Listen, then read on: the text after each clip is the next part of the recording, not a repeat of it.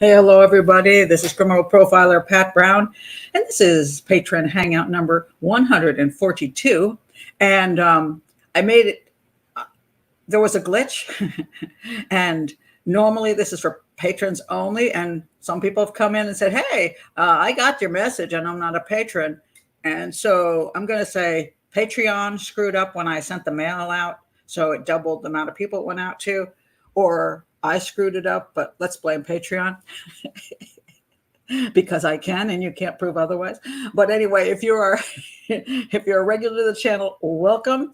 I've said hello to a lot of you. Let's see if any more of you are coming in. And if you are, for some reason, somebody who got that message and is actually not a patron at the moment, welcome. You get a freebie. And every once in a while, I don't mind so much that people who aren't patrons or they get to come to a live. So it introduces the concept. And if you like it, maybe you'll become a patron. So there you go. See, I got people on my side. Wait a minute. Definitely prove otherwise. So any rate, oh, that's very nice. Yes, you are my extended family. This is very, very true. And I've gotten to know so many of you for so long over being patrons for such a time. And we've had so many conversations that you feel more like family than just people out there in the internet universe. So that's what makes it great. So anyway, I guess you can see and hear me. I forgot to check that out. I'm having this day has just gone berserko. So I was actually trying to, because I can't see with my glasses anymore because I don't need glasses for reading anymore, but I always wear glasses for the show. And so I decided maybe I could try these glasses. These are anti-glare, but then I have like yellow, it's yellow because it's trying to kill the blue glare of the computer. And then it like really, really reflects. So that's not working. So so anyway, I'm having some kind of weird eye issues. So you can see me and hear me. Cool. All right. As I say, it's been a brutal week. I've lost more patrons and subscribers than I ever have before, and my income, I think, dropped 60%. I don't know if that's algorithm stuff or whether it's the Karen Reed case, which has been absolutely a nightmare. And I've spoken out on it, and I've received so much hate, along with the other women who have spoken out about the case. And I did a video, if you haven't seen it yet. The video is here. I did a video on the three of us who have been most vocal, who are professionals. Wendy Murphy's on the left. She's an attorney. And we have Jen Coffendeffer in the middle. She's a retired FBI agent. And me over to the right. And yes, my hair is down and I look really great. It's because it was a photo shoot for my book and I had professional hair, makeup, and photographer. So yeah. And my picture in front of it, for those people who hate me, who say, you look at that better in your thumbnails. Why? Because I cheat and I use FaceApp. Because I like the way I look at my thumbnails. I'm a realist. Anyway, but the three of us, three professionals. Now, there's quite a number of people who have spoken out on the Karen Reed case who are not professionals, but have done some really good work and have put up a lot of good information. And there are some people out there who say, well, Pat Brown, you haven't watched the whole trial. No, actually, because I work full time, I don't have 8 hours a day to sit and watch the trial, which is mostly boring as hell. And I'm not a trial watcher because some people absolutely love trials, and that's fine. If you're really into trials, I get it. It's fun to see how it all plays out. But for myself, I don't have that kind of time, and I find so much of it just dreadful that what I do is look at any kind of information and documentation I can get that is actual documentation, and then I watch clips of the most important parts of the trial, and I include the clips put out by people from both sides. In this particular case, so that when somebody says, see, this is what proves this. Okay, let me go look at it and see if I see that anything proves anything. But it is the most vicious group of people I've ever come in contact with on any case. And I've been a profiler who has spoken out about the West Memphis 3 case, and I believe West Memphis 3 individuals, the 3 guys, I believe they are guilty, and I've received hate over that. Of course, the Madeleine McCann case, no matter what side you take hate over that, and I take the side of evidence supports no abduction. But there's been a number of cases where people have been angry with me for not agreeing with them. But I've never seen anything like the Karen Reed case. The Karen Reed case, literally, hold on, I got to fix something here because it's really bugging me. Sorry. There's a bottom of a picture frame over my head. It's just irritating me. They actually represent, every time I see the things they say and the viciousness they put forth toward anybody who doesn't believe in freeing, that Karen Reed might not be innocent, might not be. They go berserk and denigrate the people who say anything that says, hey, let's there's some evidence pointing toward Karen Reed, or there's no evidence pointing toward a conspiracy. They go berserk. And they're going berserk on the internet, but they're also going berserk out in public life with massive protests and harassing people involved in the case, who are at this point just witnesses and aren't proven to have done anything wrong, but they've been harassed horrifically for over a year. It just reminds me of Frankenstein, and the mob that goes up there with the torches and stuff. It's that nasty, and because it's that nasty, I'm going to do, when I finish this show, I'm going to do what people have asked me to do is, would you do a separate thing on your concept of professional juries? Yes, I will. Right after the show, I'm going to do a segment on that, because I have seen in this case, my God, if the people who are attacking me so viciously and attacking other people, they don't have proof that we're involved in any conspiracy. If they're doing that, all you need is one of those kind of people to be on a civilian jury to throw the whole damn thing awry. And I'm seeing the mentality. Now, mind you, I'll be fair here. There are some people who follow the case who do not believe at this point that there's not reasonable doubt that Karen Reed is guilty. Okay, that's cool. And you have to wait to the end of the trial to get to the point where you can, weigh out everything to determine whether there's enough proof that the prosecution has presented that Karen Reed is guilty of hitting her boyfriend, John O'Keefe, or that there is reasonable doubt. I'm okay with those people who are willing to wait it out, be rational, and weigh things out. But what I'm seeing is so much insanity. People with zero logic whatsoever, full of rage, outrage, anger, hostility, willing to destroy people's lives that they do not even freaking know. All you need is one of those people on a civilian jury, and it all goes to hell. And it could go to hell either direction, mind you. Some people can be found guilty who shouldn't have been found guilty for the same reason that a civilian jury doesn't have the ability to determine things maybe as logically as they should.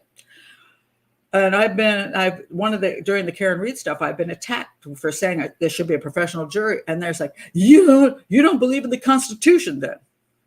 Okay. The Constitution does not say you have to have a civilian jury of your peers. It simply says a jury, as opposed to just a judge, a jury system. It doesn't say how that jury system should be set up. And I'm for a professional jury system. So again, we have people who are irrational and do not understand things. So yes, there's a group of people who may not believe Karen Reed is guilty and may be leaning toward her innocence. Fine. But there's this massive group of the most vicious, nastiest human beings I've ever run into. And if you're one of them, and you want to not be my patron anymore and not be subscribed to my channel anymore, okay. I'm okay with that. I'll take the loss. But when I put up this thing about the 3 professionals here, because I am actually not receiving the amount of hate that Wendy and Jen are receiving. They are receiving more hate than I'm like, wow, I'm actually not getting as much nastiness as the 2 of you. And I am the, quote, fraud profiler because I wasn't trained by the FBI. And so I get a lot of attacks for that. But Wendy Murphy is a bona fide lawyer, past the bar and all that. And Jen Coffindaffer, she was a long-term FBI agent. And they are being attacked like you would not believe. And most of the people who are attacking them and me are women. 90%. I'm just I made up that number, but okay, a percentage.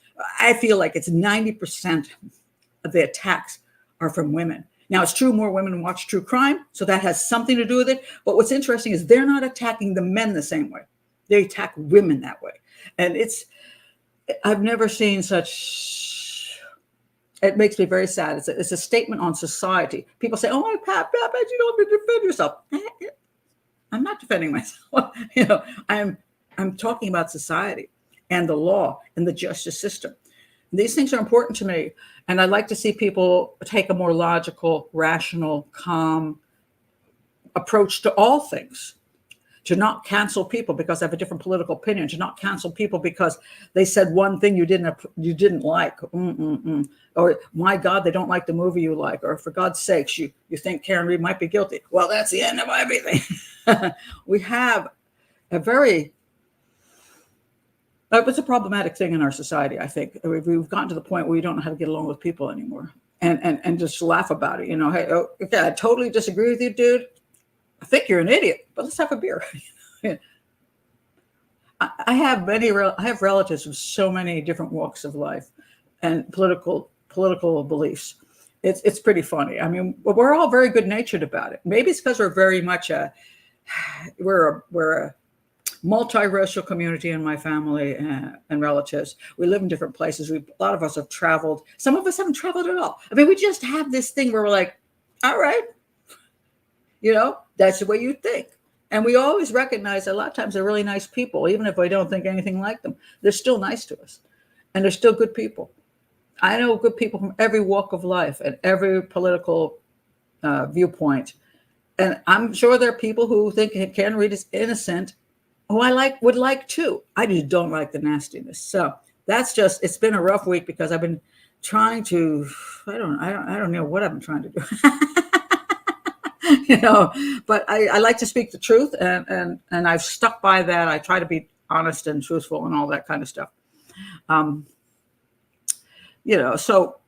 But what we need to do is, okay, police stop calling people names in the chat room as well. Don't go into the West Memphis Street case and all that stuff. Again, we don't need to do this. And this is where we start losing our ability to talk civilly. All right, don't do it. I'm not going to put your stuff up on the screen for that reason. All right, now to get to something more pleasant, I just wanted to explain some of the stuff that's been going on this week, which is kind of why I'm where I'm at the moment. Anyway, of course, everybody wants to know about animals. More pleasant things. Yes, our dog is coming along fine. That is Rocky. He is a Cane Corso. He will be huge. It's not my dog. That dog lives next door to me, but I'm trying to make good friends with him so he doesn't eat me when I go out of my when I go out the front door and he's outside waiting for me. So yes, there are 4 dogs next door. There's 2 German Shepherds, 1 Cane Corso, and a Cockapoo. The Cockapoo is easy. One of the German Shepherds has a thing about me. I don't know what it is. I don't know if she likes me or she's whatever, but she's always been a problem when I come out the door. She's like all over me and wants to always step on my foot and circle me and nip at me. And yet she seems to like me. And I feed her and all kinds of stuff. So I don't know what her issue is. The other German Shepherd male is very sweet and is very easy to get along with. The Cockapoo is just a cute little piece of fluff. But I'm making sure that Cane Corso likes me. Otherwise, I'll be in trouble. And for you who ask about the cat, my feral cat, as I point out, I do not own a cat anymore because my cat is no longer with me. Oh, hold on a second.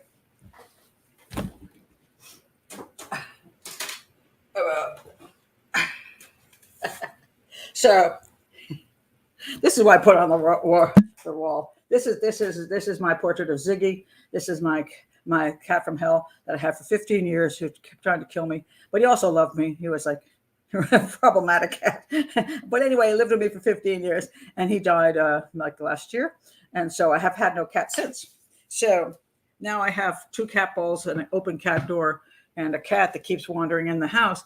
And of course, I played into it. So when he came in and ate, this feral cat came in and ate from the cat food bowl that was meant for my daughter's cat. I started moving the cat food bowl into my room. And now the cat actually eats right next to my bed. And he used to be, if I used to go like do this, he would bolt out. He's very, very nervous. He comes in real low and then he watches as he eats. And if I went like that, he'd be gone. Now I can move around a little bit. I can move my feet a little bit. And he seems to be much more relaxed if I don't have to freeze into position while he's there. So he's getting a little more accustomed. And this is a picture of him in my doorway. So there he is, watching to see whether he should come in or not. It's a terrible picture, but it's dark in there. And so then one day I got up and I came out of my bedroom because I usually feed him and let him. He doesn't usually stay very long. One time he stayed like 15 minutes and just sat there. But most of the time he eats and it gives me like an evil eye, or maybe he just has a problem with his eye. And then he leaves and I just don't see him until next night. But I usually then close my door to my room because he's not coming back. And I got up and I walked into the living room area, and I saw this. This. I'm like, that's a dead mouse, and I haven't seen a dead mouse in my house since Ziggy was alive. And then I went to the bathroom, went back to my room, came out a few hours later, and now the mouse was like this. And I'm pretty sure that this was a seriously dead mouse, so that it did not turn over or walk over into a new position. So I'm guessing that my cat that I do not have, whose name is Mackerel, came back and killed a mouse for me and presented it, and then has been playing with that mouse. And so maybe he is getting more comfortable in the house. That's the cat story that you have all come here for. You don't need a boyfriend, you have a cat. Well, the little advantage is he just stays for 50 minutes. It doesn't annoy me too much.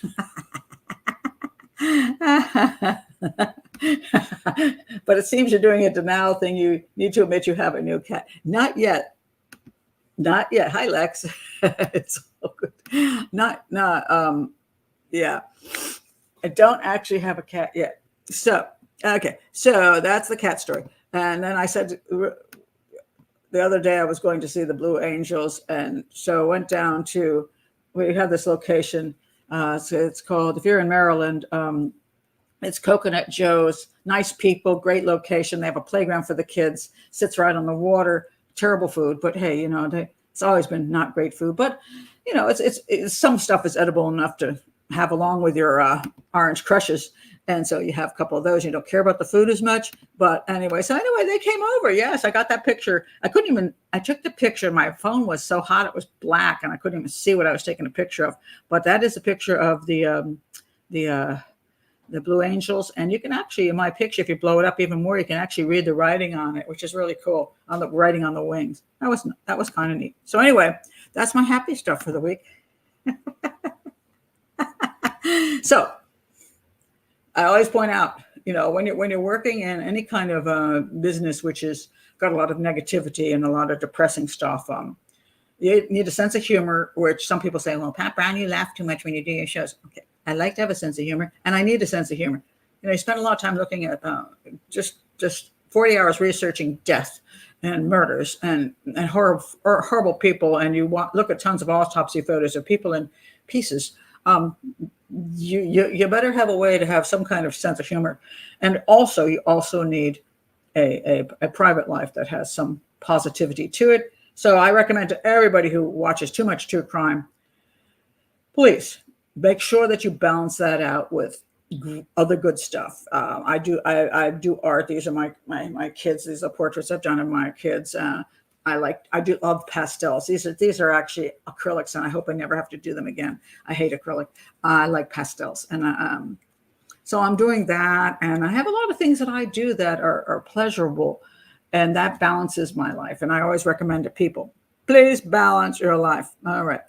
So that's just my intro to the world today. Now let's go to issues. All right. One thing I want to point out, with one of the things that I worry about in the Karen Reed case with the jury system, is fear. Those jury members have already, the mob has been out around that area basically saying, that you better find Karen Read innocent or else. And they're so frightening. The vicious comments that have gone to people have been so terrifying. And it's funny. We have a society that's worried about bullying, but why don't we have an issue with a mob bullying the future jurors, bullying everybody? The people who, some of the McCabe's and the Alberts who testified in the Karen Read case, cried. I think it was especially Jen McCabe. She just started crying because she has been so harassed over the year, threatened. She was afraid for her family, her children. Everything was absolute hell because of the bullying that also went into actually being very, very frightening, into the fact that you don't know whether you're safe anymore, your family is safe, that they need to move out of town. These are people who lost a friend. John O'Keefe was a friend to the McCabe's and the Alberts, a friend. They lost a friend, and now their lives are essentially threatened. This is how bad it has gotten, and I don't know why we're not doing something to stop it. But yet on the internet, oh no, we can't accept bullying. Bullying is bad. Bullying is bad. Okay, let me show you this woman, because I've talked about this case recently. Where is she? Where'd she go? Hold on a second. Hold on, I gotta find her. Here she is. Is that her? Yeah, Miss USA. Now, I talked about this case. This has gotten really strange. Just because, again, of the way people behave. Miss USA was not the original Miss USA. She resigned. She resigned after a number of months, saying she was being sexually harassed and bullied. And everybody's like, yay, oh, it's so wonderful. You resigned because you wouldn't put up with bullying. Now, mind you, she signed a freaking contract. And I don't know whether she was truly bullied or she didn't like all the work that she had to do, and it was tiring and she was fed up with it. I don't know. She could have been bullied. She could have not been bullied. She could just not like the work atmosphere, because sometimes, I pointed this out last week on my Hangout, that I've done. I've worked, doing documentary work, and some of it's absolute hell. It's not hell because of people are trying to bully you. It's just you have to. It's long days under terrible circumstances sometimes, and they have to get the shooting done. It has to be accomplished. So I talked about Cleopatra and how I had to repeat things. I was in Egypt and have to walk up steps over and over and over again. Not just one time. It's like, oh my God, what a beautiful Colosseum. Oh, not Colosseum. what a beautiful temple. And then they would tell me, do it again, because they're looking for different shots. And it's torture. And I remember one time when I was in Egypt, I don't know what happened. It wasn't the food we ate. I swear to God, it was not. I was in the Mediterranean harbor near Alexandria with the videographer. We both went in the water because I had the scuba stuff on. And the idea was that the next day we were going to scuba dive, or the next couple of days, we're going to scuba dive into the harbor and look at the ruins underneath, right? That might be from Cleopatra's Palace. So we did a test run, and the videographer said to me, I said, are you taking video of me? And he says, I can't even see you. When we went under the water, we could not see a thing. It was so polluted. It was unbelievable. So we left there, and we ate with everybody else. And now, mind you, I have never in my life had a problem. I've eaten street food in India, Mexico, every place. Never had a problem. The next day, that whole night, I was so freaking sick. I've never been so sick in my life. And I crawl down the stairs, and I'm like, okay, I'm here. And they're like, where's the videographer? And eventually the videographer comes crawling down the stairs, holding onto he's like, I'm so sick. The only thing we could ever identify was it wasn't the food, it was the polluted water. I worked that day. I didn't get the day off, mind you. So I sat outside to talk, and I would say, and I believe that Cleopatra, and I also believe that Cleopatra, I threw up through all of my interviews that day. And why? Were they bullying me? Was it horrible work? The fact was they had very limited time, and they'd already paid for the location, because sometimes you have to pay the government for locations. They'd already paid for the location, and I was their expert. So I went on, and the show must go on type of thing.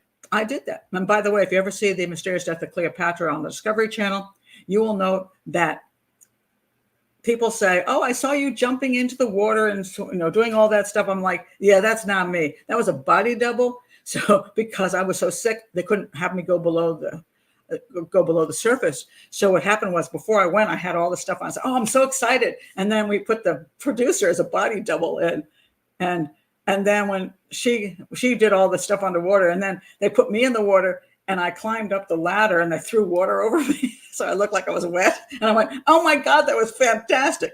And I said, "If you notice, that woman had a flat ass. That's not me." But that's showbiz, and Miss USA is showbiz. It's a showbiz thing, and then it becomes a big publicity thing. I do not know why Miss USA resigned. I don't know. I'm not going to say she didn't resign for a good reason, but I also don't know that she resigned because she was truly being bullied. But here's what happened. So this is where it gets interesting. So they have to give the crown to the runner-up, right? And that turns out to be Miss Hawaii. Oh, sorry, that's a drink. That's a drink. Miss Hawaii. Okay, so she's Miss Hawaii. Okay, let me read you what happened. Oh, it was the saddest thing ever. There's a video of her, and she just breaks down in tears. She's just crying through the video like this. And why is she crying, Miss Hawaii? Hold on a second. Why?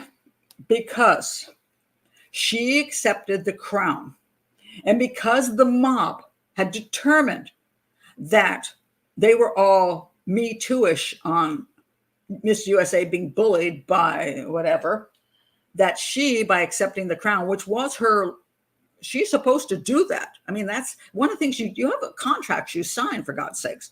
And one of the contracts you sign is if Miss USA, the first Miss USA resigns or let go for some reason, you are supposed to take her place. I don't know what the document says, but I'm going to say there's a legal document. Otherwise, so anyway, 26. So her name is all right. Maui's. She's from Maui. That's wherever the horrible fires were, and the U.S. government has pretty much ignored the fact that half the island got burned down and people are homeless. But anyway, that would be political, and when talking politics, Maui's Savannah. I can't pronounce her last name. Gonkowitz. Okay. Savannah Gonkowitz holds back tears. She didn't hold them back. They were actually rolling down her face, and she was trying to wipe them away, as she talks about the hateful messages and even death threats she received since being crowned Miss USA.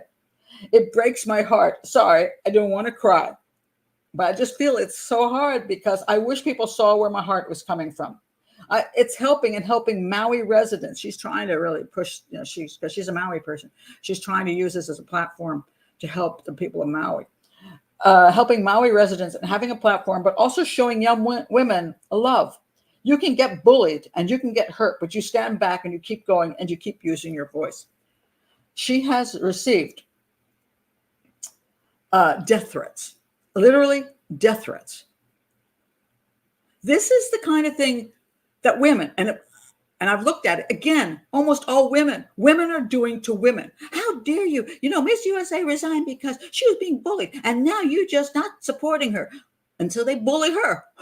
I mean, can you see anything? Isn't that hypocritical as hell? And we're having a lot of problems with women doing this to women. And that's what I pointed out with the Karen Reed case. 90% women just bullying the heck out of other women, professional women. Now we see it happening to the new Miss USA. She's just a girl who's trying to represent and do what she's supposed to do and help the citizens of Maui. And just as an aside, to show you how bad it gets, if you think people don't live in fear, in my area, in Prince George's County, Maryland, a guy was just arrested. Sorry. This is a different story from PG County. We have a lot of issues. This is actually New York. Tyler Williams, 26, is accused of intentionally setting the home in Warwick, New York. This is the home of a police officer who gave him a traffic ticket. Just a freaking traffic ticket. All the dude does is go to court and maybe pay $50 or maybe argue the point.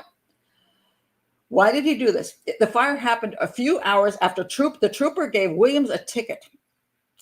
He researched the trooper's name, found an address in Warwick, and went to that house to intentionally start a fire. Tried to burn this man's house down with his family in it. This is what's happening in the Karen Reed case. This is what Miss Hawai'i is now concerned about.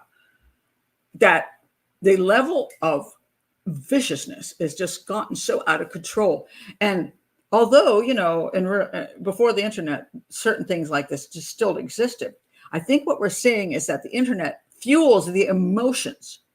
And by fueling the emotions, people who might not get that obsessed or that violent are being fueled by these huge mob on the internet saying, go for it, go for it, go for it. It's the same reason. Let me see if I can find the book. Hold on a second. Uh-oh. My daughter's picture is going to follow. This book. This is an interview with a cannibal. This is by Gunther Stampf, who sadly is no longer with us, great guy. And you'll see down here, it says edited by Pat Brown. And I also did the profile of this guy. And he was a guy that was online and got a guy to come to his house who wanted to be eaten, and he ate him.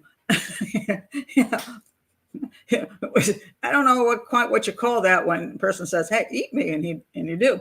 And he did the total wine and cooked him nicely and all that crap. Anyway, but he was online on sites that were sites specifically for cannibalism.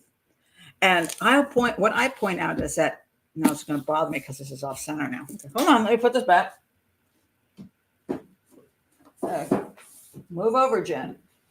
Yes, you go there. Go there. Okay. In the old days, I'm not saying cannibals didn't exist, but he would not have a community that said, "Oh, this is exciting." But he went onto a cannibal website, and they just talked about eating people and how to do it and how exciting it is. And he got the support, and then he found his victim through the same damn site. So the internet, one of the problems is sometimes it gives you a community you would never normally have to that level of support. You can find anybody to support whatever the hell you want them to support.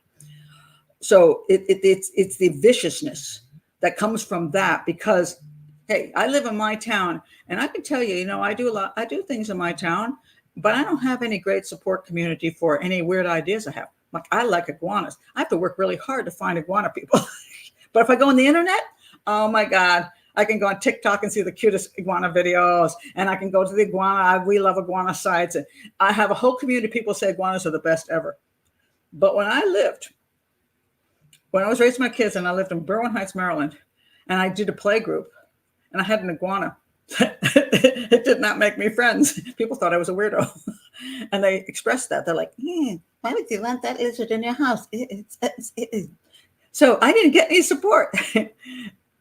In one way, it's kind of cool to have the whole world open to you, to find support for certain different things. If you're suffering from a disease, and and it's a rare disease like ALS or sarcoidosis. By the way, 2 of those diseases are in my family right now. I have 2 of my relatives dealing with sarcoidosis and ALS. And I have enjoyed tremendously. There's a woman on TikTok, Brooke, EBY. I always forget her last name. I love Brooke. She's diagnosed in her 30s with ALS. And I think every day she comes, she talks about her whole journey with ALS and how she's, what she's dealing with as she's going downhill. And as she's approaching the next unfortunate stage of ALS. And I love looking at that, because I have a relative with ALS. And yes, I learn from that. And the sarcoidosis. I've been all over the internet looking for stuff on sarcoidosis so I can understand sarcoidosis, because that's what Bernie Mac died of. Bernie Mac he was such a great comedian. He died of sarcoidosis. It's a relatively rare disease, but it's getting more prevalent. But I love the internet. It's not that I don't love the internet, for that you can find information and support in many ways that are positive. But unfortunately, you got the positive, you get the negative. And I think the negative has really increased a huge mob mentality. And unfortunately, not just staying on the internet, they're going into real life. And that's why I point that out. My little soapbox. Support groups are overrated. Well, we always have the good. It's always such a mixed bag, and one of the sad things is that we ourselves have to determine whether something is healthy or not healthy for us, and that's important. We have to determine that for ourselves, and we have to be also fair, and we have to be logical and realistic about things. Am I just doing this because it like I want my narcissistic point of view on something supported? And therefore, I'm willing to accept anything that supports me. Or are we looking for information and understanding? Those are two different things. And sometimes it's tricky.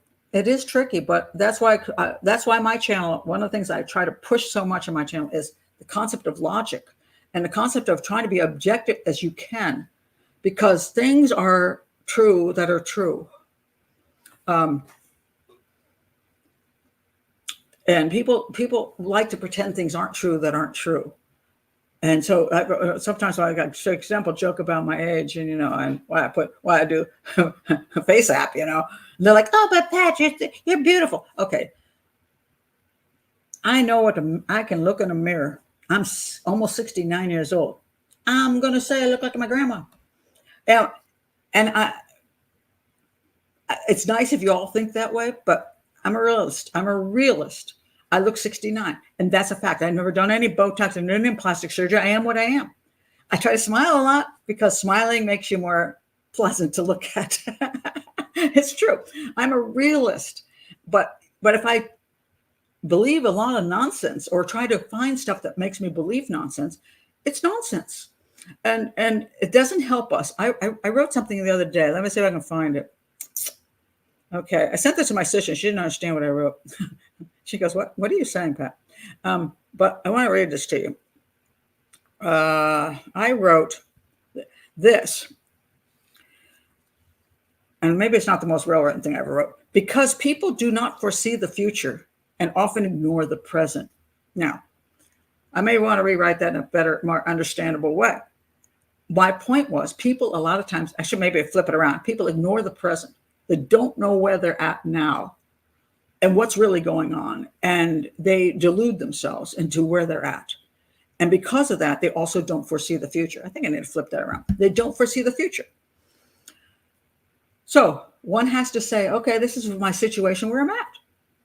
And be realistic about it. I said, okay, how can I make this situation right now better? How can I have a good life now? But also I've got to look into the future. What does the future mean to me? If I have a disease, if I have no disease, but I may get the disease, if I have, now I'm doing okay with my money, but what happens if I'm not doing okay with my money? Where am I going to go live in the next 10 years? And that doesn't necessarily mean just people who are older. Younger people have the same issue. You're happily married, but one day you might not be. And suddenly you have a divorce and, you deal with that. Things go wrong. You're happily married, but your husband is a cop and he gets shot. Now you don't have a husband. Now you're by yourself. All kinds of things we have now and we have the future, and we have to be realistic about both of them. So I just say, let's be, being realistic is useful. And it also helps you understand what can make you happier. What can make you happy? Like I really like art. I've gotten into art, and also I've gotten into. I'm doing jigsaw puzzles now. I love puzzles now. I just did a 100-piece puzzle of Venice. It was actually very hard, and it was funny because it was actually a difficult puzzle. And then my son came over and he's like, "Oh, that's not that hard." So I broke the puzzle down, put it in a box, and left it on his mailbox. And he sent me a picture later of the puzzle being done on his table. He's finished it. I said, "So how was it?" He goes, "Well, it was harder than I thought it was going to be." There are things we can do. We can travel. We can do art. We can learn languages. We can read great books. All these things, have great times with friends. But we have to understand who we are and what we can do to make our lives good, and also to respect reality. Because you don't respect reality, one day you're going to wake up and you're screwed. So don't do that. So anyway, back to crime. but I'm seeing this bullying thing is just driving me absolutely nutty. All right. Okay, here's a person who's interesting. This is Bria. Bria sent a. She was, wait a minute. She 18 years old. Let me find a thing on Bria here. Hold on a second.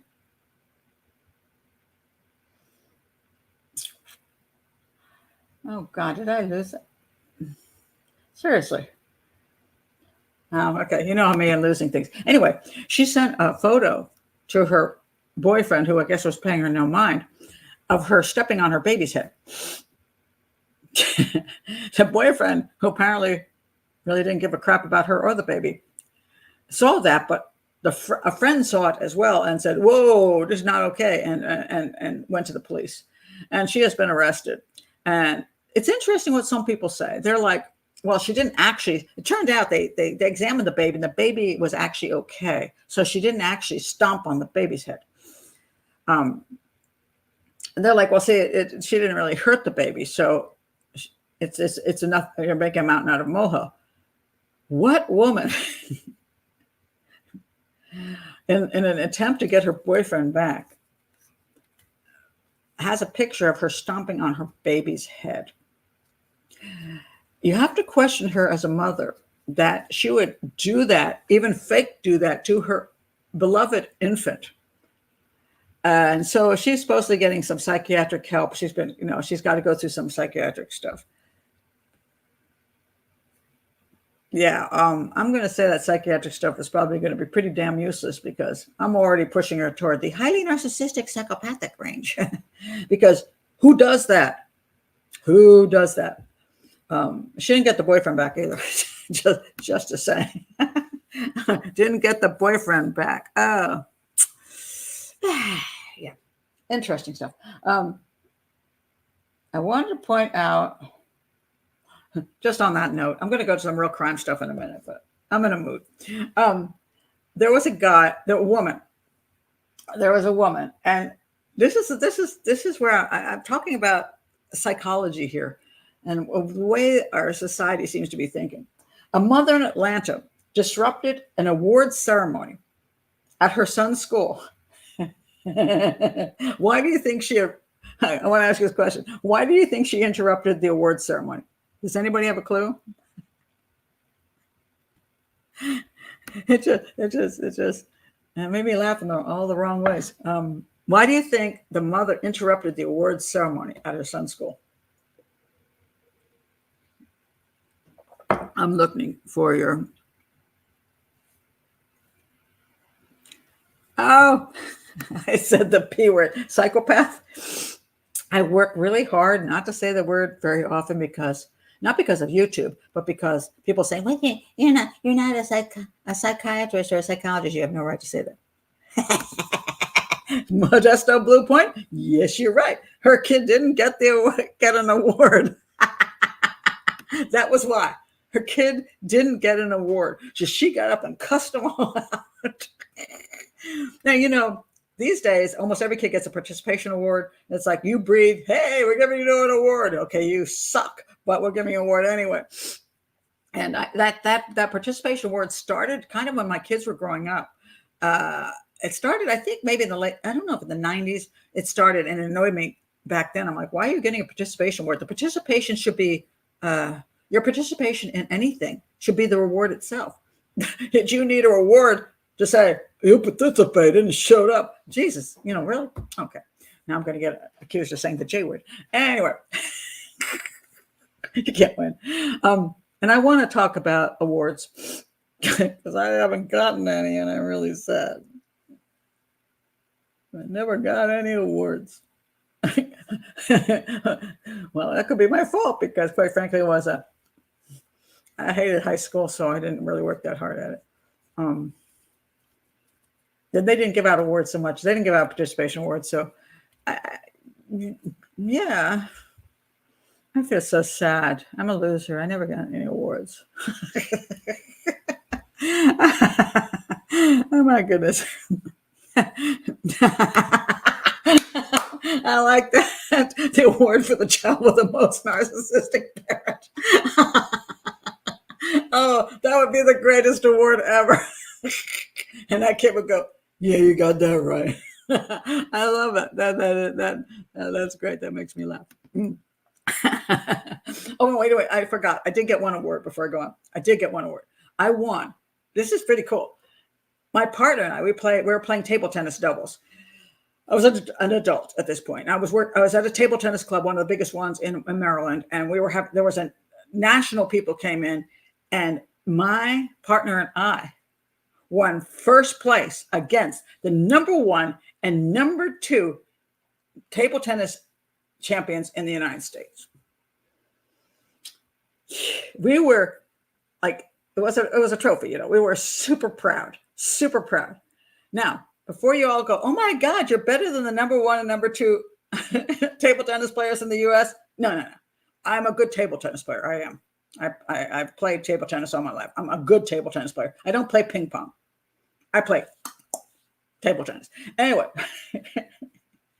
we won because this was a handicap. This was a handicap game. We had to get to 51 points.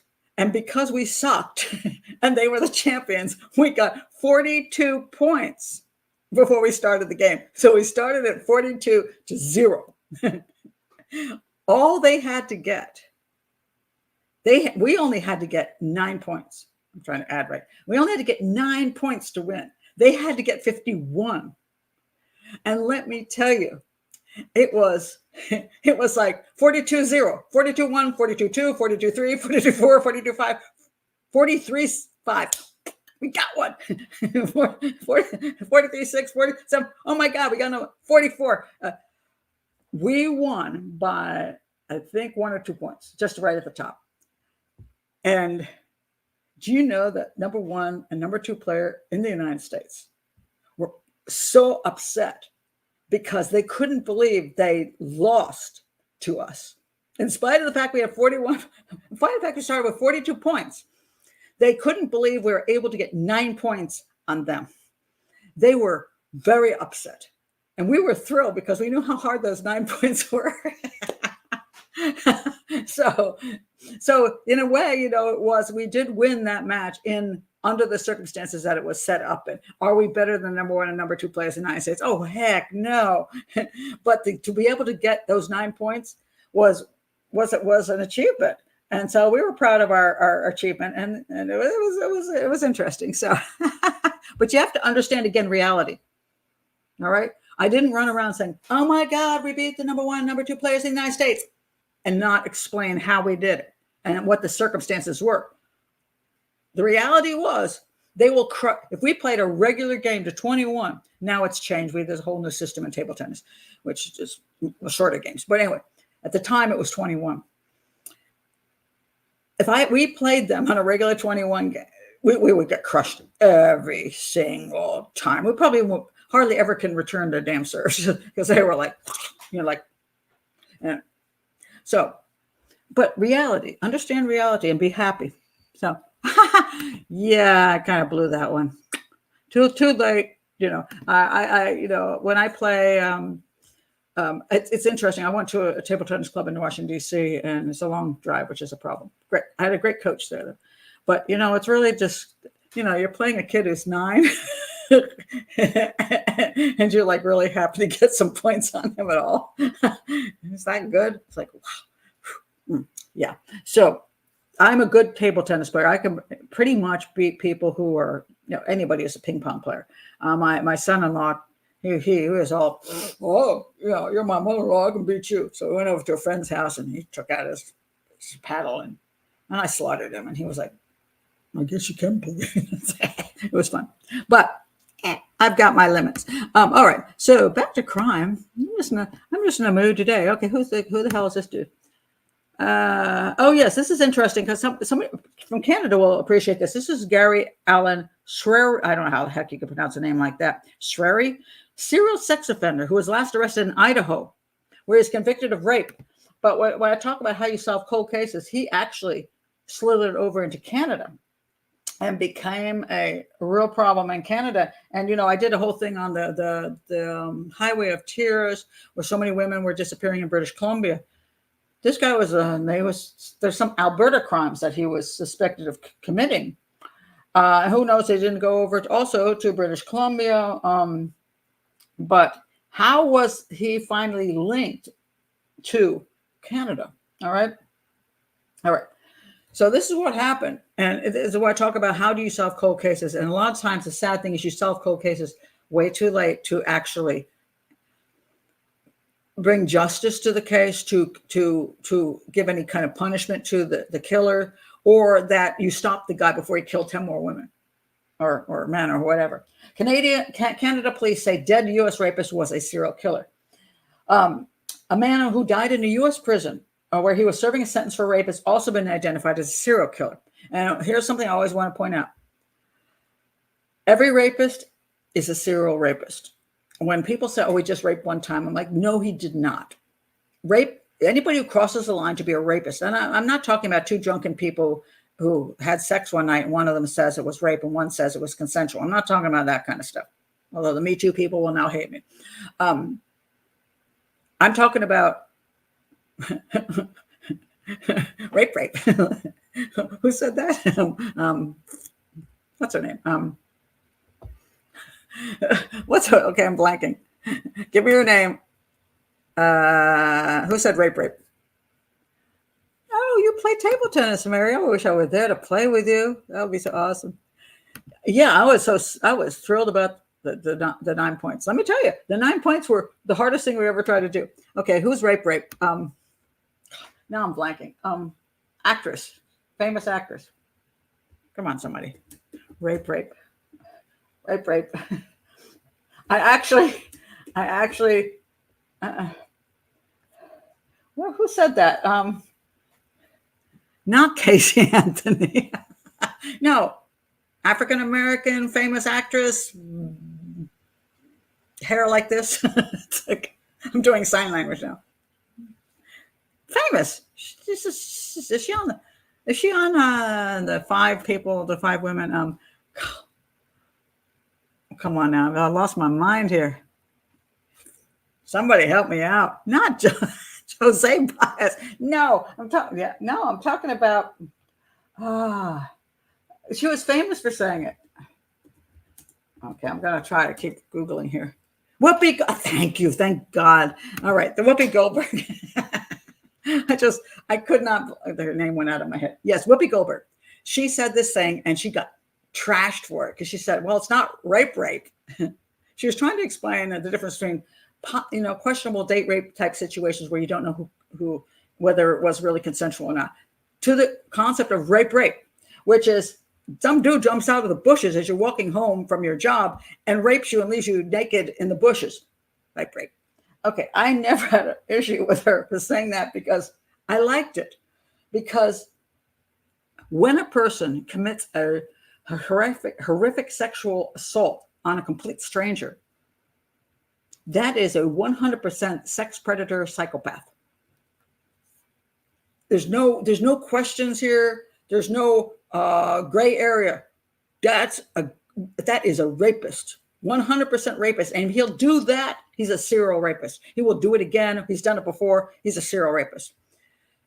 Same thing. If you find a woman who's been raped and murdered in the bushes, that's a serial killer. I don't care whether you know which one other crimes he's committed. I don't care if he hasn't committed. He could be the first sexual homicide he's committed. He's a serial killer because he will do it again. This is not something that's accidental or, I don't know, I was drunk and I went over the line. No person, no non-psychopathic person, a non-sex predator jumps out of the freaking bushes or climbs in your freaking window. Guy climbs in your window, ties you up to the bed, tortures you, rapes you, and kills you. That's not a Me Too. That is a violent sex predator who is either going to be a serial rapist or a serial killer or both, because a lot of times serial rapists become serial killers. So this guy, this is a good question. Pat, do you believe in the theory that cat burglars tend to progress to serial rapists? The violation of intimate personal space. Yes.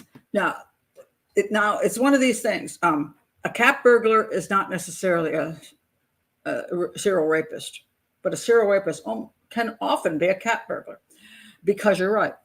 The progression of the intimate space thing, that getting into somebody else's personal space and thinking it's okay to slither around in there and touch their things and take their things, and some of them poop in the corner, whatever it is that they do to invade your personal space. Yes, a lot of cat burglars do go on to serial rape, become rapists. And also, that's the same thing we have for people who are expose themselves in public, who touch. This has always been my favorite case. There was a guy who went into like Walmart or Target. I think it was actually Target. And what he did was he hid in the racks of clothing, the circular racks, and he hid in them. And he had a squirt bottle of oil. And when a woman walked by and she was looking at stuff, he would squirt the oil on her butt. What did that represent? Well, obviously it represents a sexual act. And there were some kids going, Mommy, there's a dude in the and they weren't believed. Anyway, what happened with that guy? He went on to serial rape, and then I think serial homicide, because he was invading somebody else's private space, doing things to them that he knew would be humiliating to them. So yes, that is an excellent question, and that is not all do. Some are just into burglary. I mean, some cat burglars just like to burgle places and steal shit, but there are others who like the thrill of being in there. So burglars / rapists often go together. Yes, that is often, you'll see when you catch rapists that they've already been burglars. That is absolutely true. There we go. Here's a good question. Michaela says, Golden State Killer started as a burglar, then a rapist and a killer. Well, there you go. Yeah. So you have a cat burglar. Yeah, I have one of those cat burglars. He comes in every night, steals my food, gives me the evil eye and says, "Thanks, lady," and walks away. I'm like, am I just being used by a psychopathic cat? But so anyway, this the Canadian case here. What was fascinating was, okay, so they say that what happened was this guy, his name was Gary Srery or something like that, died in 2011 in an Idaho prison. They claim he strangled 4 girls or women in 1970s Alberta. So we're talking 50 years ago. He may be responsible for more unsolved homicides and sexual assaults in Western Canada. I would say so. And listen to what he did. All right, his victims supposedly were 14 years old, 14 years old, 20 years old, 19 years old. Okay, I'm not going to go through all the names because it's hard to say. All right, all 4 lived in Calgary and disappeared between 1976 and 1977. Their deaths were investigated at the time as either suspicious, I think, or as homicides, but remained unsolved for almost half a century. Now we're talking 1976 to 1977, 0 DNA. So what you got is dead girl, or girl goes missing, found dead, girl goes missing and isn't found. You have suspicions, and this is where the police, you can't blame them for this. What can they do if they can't prove? They can't prove who did it. They don't have a witness. They don't have something linking the guy. All right. So they remain unsolved. For nearly 50 years, the Alberta RCMP exhausted all investigational means in an attempt to identify the person responsible for these tragic deaths. I just want to put out a thank you to the RCMP and all police. My God, if you only understood how much effort a lot of police detectives and agencies put into trying to prove crimes. These are the same agencies many people try to denigrate. Now, again, there are some people, some I don't like. I've spoken up against those. I'm aware that there are bad apples in prosecutors and in police agencies, but for the most part, these people, especially when they find the body of a young woman or a child, and they see in person this person that has been, their life has been taken from them. And something people ask me, don't you get bothered by looking at the photos of the dismembered people that you have looked at, children who've been murdered, and the blood and the arm is halfway across the room? Does that not bother you? And I'm like, I can eat pizza while looking at that. And people are kind of like, oh my God, you're a psychopath. I'll say psychopath for myself. They can't understand. How could you look at that and not have it tear you up? It doesn't. You know what tears me up? When I look at the before picture. So I was looking at a picture of a woman who's been brutally murdered in her home. She's raped, murdered. Oh, it's just horrible. And I see a body lying there and in a horrible situation. Then I see her picture from just before that happened. And there she is, 19 years old. And she's just gotten her haircut and she's holding a little puppy. She's got a little fluff puppy with her. And she's smiling and she's so happy about life. That's what gets me. Every time. It's the before picture, not the after picture. Because I see at that moment she thought she had years and years of life ahead of her. Decades she was looking forward to. Her career and getting married and having children and all the things we all look forward to when we're young. And 2 days later, that vanished. That gets to me. All right. She really does get to me. That's not. And what the family goes through. That gets to me. The physical evidence I can deal with because I've seen so much of that. I've worked in hospitals. I've worked with criminal profiling for a long time. I can look at crime scene photos. And there's still photos of things that have already happened. And you don't see the emotions in them. But when you see who the people are and their families, that's where it gets you. And so the police, they're the ones who they go to those scenes. They see the body fresh. Then they see the family falling apart. And they see the pictures of the loved one. They say, this is my daughter.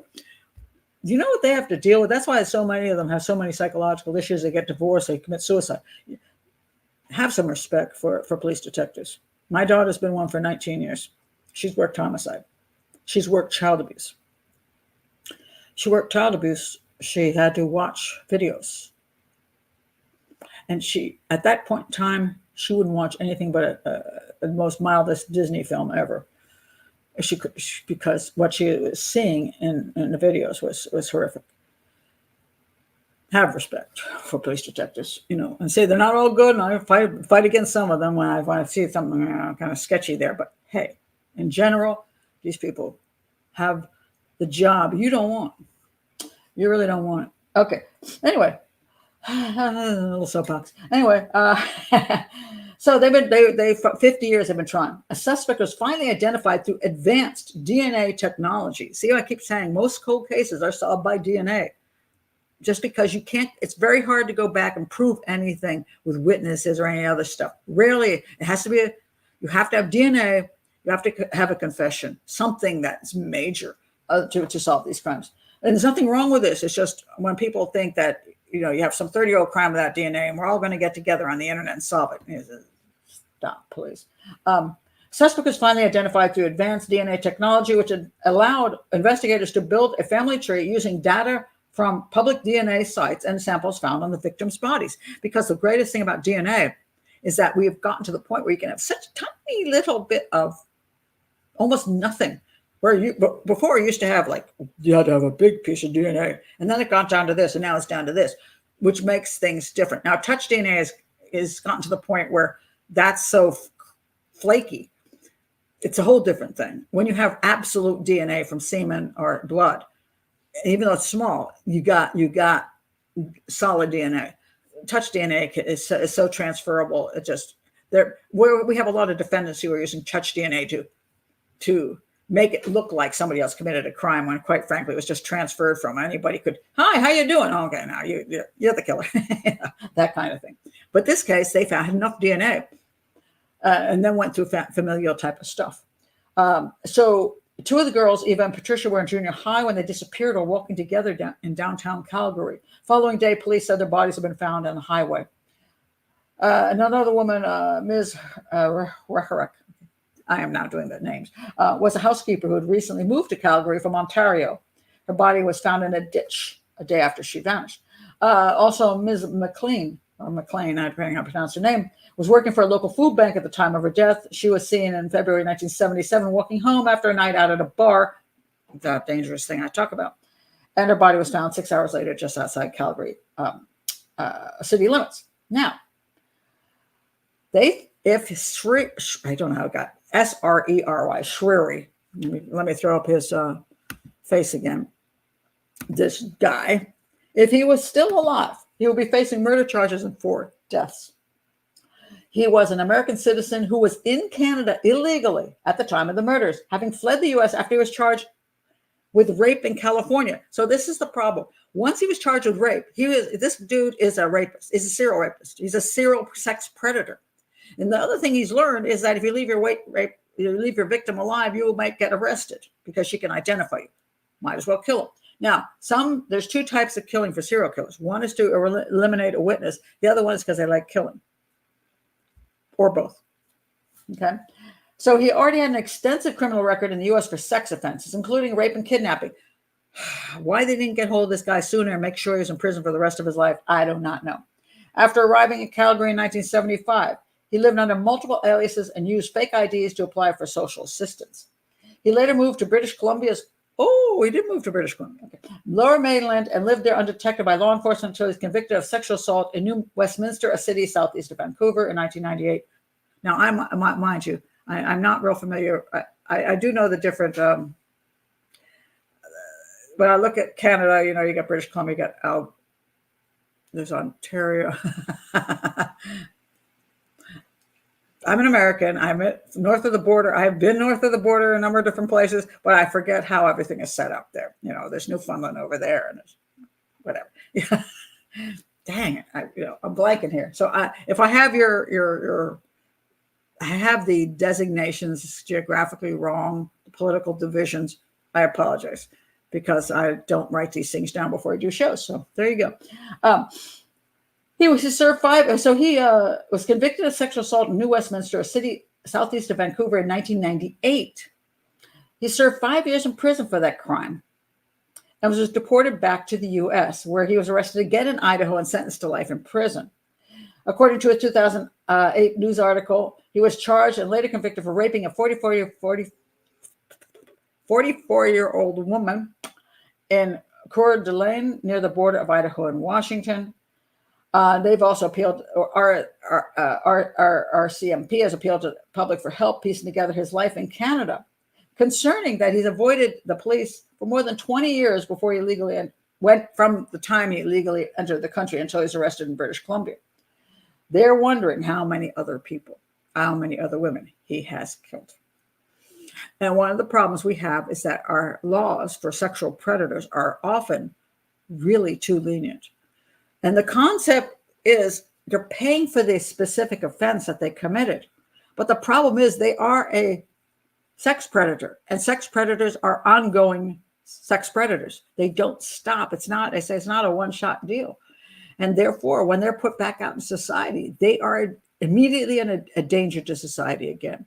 But we're oddly quite lenient on a lot of the sex crime laws. So, he isn't as picky then with his victims. A lot of times, I point this out, they're way less picky than people think. The whole concept that, he has an absolute type. He only likes 20-year-olds who have blonde hair.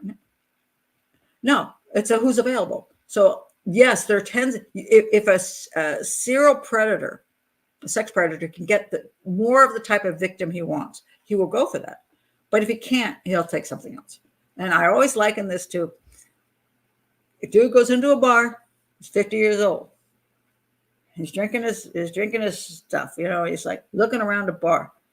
And he's like, I don't really look 50, I look 35, And those college girls are hot. Man, would I like to go home one of those college girls.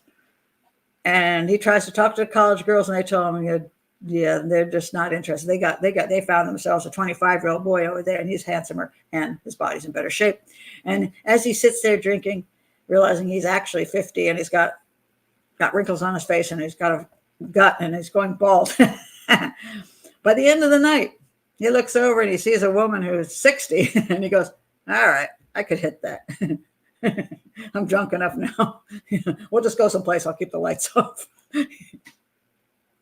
Humans are humans. So if a guy will do that, why wouldn't a sex predator say, dang it, I really like that hot 20-year-old, but all right, there's a 44-year-old woman stuck on a bus stop. I'll grab her. So yes, they can change up. The race can be different. They may not care about race at all. Matter of fact, they might like different races. They might be about, hey, it's attractive. This time I got a Caucasian woman who she was blonde, and over here, I've got a really attractive Jamaican woman, more dark skin. And, oh, look at this. Oh my God, a girl from Thailand. Humans are human. What can we say? It's called beer goggles. Yes, it is. Oh, they were rehabbed. Yeah, sure. Yeah, unfortunately, none of them are really rehabbed, and that is terribly unfortunate. Let me mention something about actual information, solid information. So Brian Kohberger, the Idaho crimes. The four people he killed. Oh, sorry, not that he killed, that he's accused of killing. Let me not be one of those people. He's accused of killing the four of them. Hasn't gone to court yet. It's just this is like everything in the U.S. I don't know about other countries, but we take so long to get to court. He'll probably have gray hair by the time he gets there, and the defense loves this because the longer you can take to get to court, the more turmoil you can cause, or stuff on the internet to get people think he's innocent, which a whole bunch of people do. And they also want witnesses to die. If witnesses can die or disappear, that's useful too. Maybe the evidence will get lost. So the defense always loves things to be dragged on for as long as possible, especially when they know their client is likely guilty. So Brian Kohberger, his DNA was found on a knife, sheath for a knife at the scene, which is pretty good. His car was also seen rolling around, although he claims it was out stargazing. And now the newest piece of information is that, and I don't know the entire validity of this, but I want to point out the meaning of it if it's true. An ID of some sort, whether it's a driver's license ID or a college ID, I don't know. An ID connected to the murdered University of Idaho students was uncovered in the suspected killer Brian Kohberger's car. Now, if this is true, that one of the victims' IDs ended up in the possession of Brian Kohberger, what does this tell us? Well, that's great evidence. I mean, that is solid. That is as solid evidence as you can possibly get. He isn't supposed to know these four. It would be different if he was dating one of them and she had dropped her license in the car or the college ID. Yeah, I mean, I have this. By the way, this is just the greatest thing. This is my phone, and it's I love this whole thing is very solid, and I stick on the back of this thing called Monet. It's so you can hold on to it. You can set the phone up, and it's got this great place to put your credit cards and your license and all this stuff. Now, over time, I just got this. This is a new one. Over time, I looked at mine. It looked like some dog had shoot it to death because I had it for 8 years, and it was getting loose, and so things are falling out. So I mean, I get out of my car and go, oh crap, and there would be, my license was laying on the ground, my credit cards on, inside the car next to my seat. It was getting really sloppy, and so I ordered a new one, and I was happy to find it because I absolutely love that phone holder, and this is awesome. I found it on Amazon, and two different things you have to put together. But anyway, so some girl, if he was hanging out with the girls or whatever, or somebody from that house, that they had dropped their ID in his car, it's not a big deal. But if he doesn't know any of them in that house and has supposedly never been in that house and hasn't hung out with any of those people, and their ID is in his car,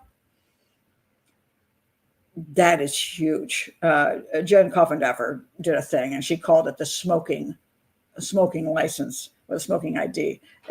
Because it's that kind of smoking gun thing. There's no reason it should be there. There's absolutely zero reason. That will be one of the things that would absolutely take him down and make him get him convicted. I don't know the entire validity of this information at this point. It's been around, but I just want to point out, if it is true, it is very solid information, along with the DNA and the knife sheath. A lot of people have tried to push the knife sheath off, saying that, it is touch DNA. So it's like, then touch DNA sometimes is just stupid and useless. But in this case, how does his touch DNA even get on a knife sheath that ends up at a crime scene? What? He was in a store and he was like, man, this is a great looking knife sheath. And he put it back down, and then the killer picked it up and took it to the scene. Now that's what the defense will tell you, that was that coincidental. And you got to keep it in mind. Is it possible?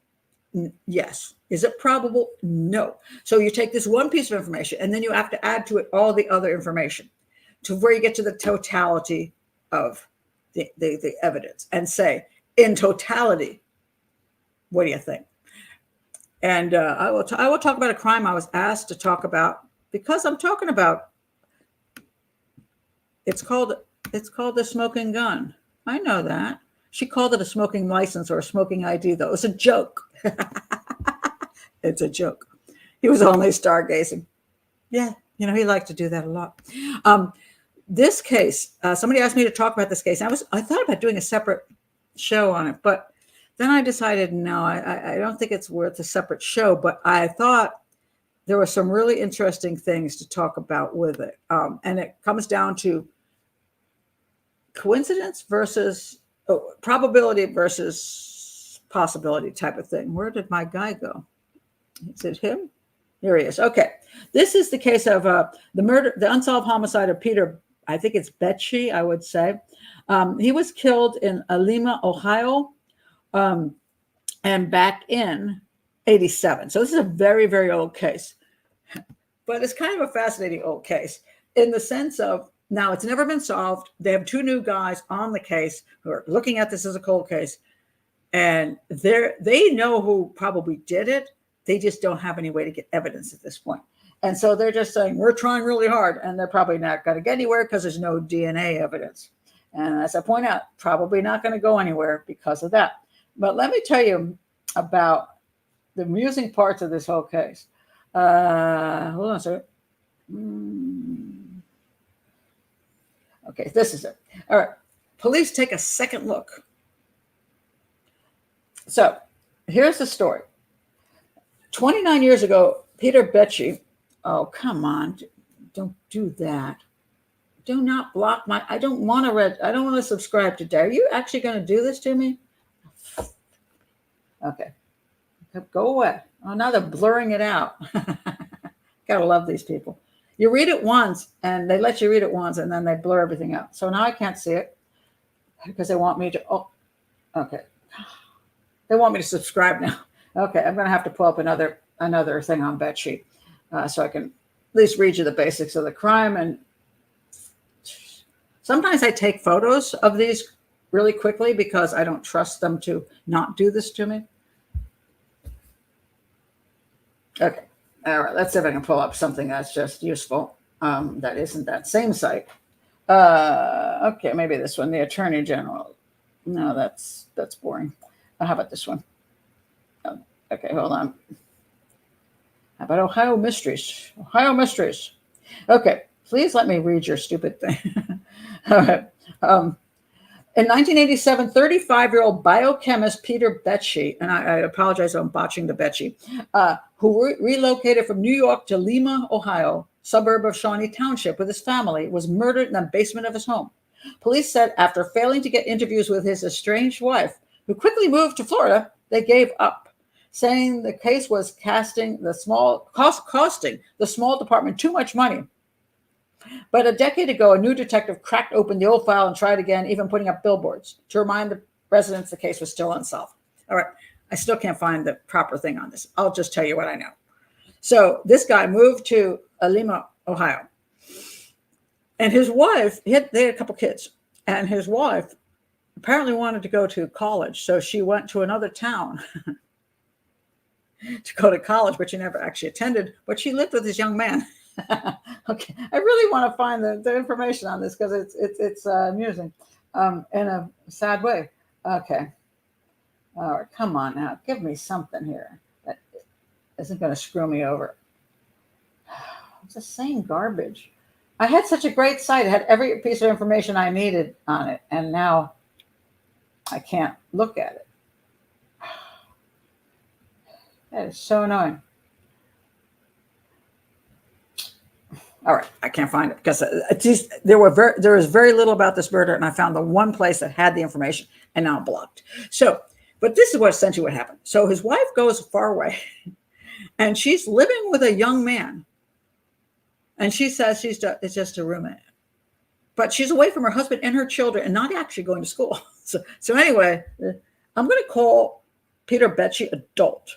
That's what I think it was. You know me and my word for dolt. He's a nice guy who's such a dolt that he just goes along with anything. So apparently he went along with his wife going out of town to go to college and not really go to college, and that she's living with some guy, and he's like, oh, whatever. And the family starts calling him uncle. And he's even considering doing some business with this young man that they call uncle. Well, funny uncle, if I say so myself. Anyway, so the day that he's murdered, the wife and the uncle drives, which is like a couple hours or whatever it is, to that location where they lived. He takes out the wife and the two children for dinner. So Peter's at home, and he's having dinner with the wife and two children. And uncle brings the two children a puppy. And so that's a nice gift, right? And then they finish dinner, but for some reason, they're in two vehicles, mind you. The wife has the one vehicle, and the uncle, who I can't find his freaking name now, drove from that location far away to meet them, okay, and give them the puppy. And then he leaves on his own to go back to the 2-hour drive. I'm making this up because I think it's at least 2 hours. It's quite a distance. He's making this drive back home to his place. And the wife of Peter Becci and the two kids and the doggy then wait a little while. I guess maybe a little dessert, maybe a little chit chat, whatever. They wait a little while. And then they drive to the home of Peter Becci, the father. But the mother says, children, stay in the car with the puppy and let me go in first. She gets in the house, finds that her husband has been shot to death with a high caliber, very, very big gun, and very badly shot. So it doesn't look like any kind of professional hit, somebody who can't even handle a gun properly. But he's shot to death. She comes and says, oh, he was shot to death. Now, I'm going to say, profilers who are here with me, sorry about the fact that I can't read from the actual thing, but who do you think killed the father, Peter? Who do you think? Who do you think could have done it? Do you think it has something to do with his scientific work? Do you think it had to do with a hidden affair? What do you think? Who could have killed Peter? I mean, who could have done it? I mean, I've never seen a more obvious crime in my life. When you talk about possible and probable, who had the possibility of being able to enter the home? There was no sign of breaking and entering. His watch wasn't stolen. His gold watch wasn't stolen. His wallet wasn't stolen. It wasn't a robbery. Who would be able to enter the home, be welcomed into the home? No robbery occurs. It's not a hit because the guy can't hardly handle a gun. Who could have possibly done that? Yes, you're correct. Bigfoot. That was it. Okay, let's go on to the next case. Oh my God.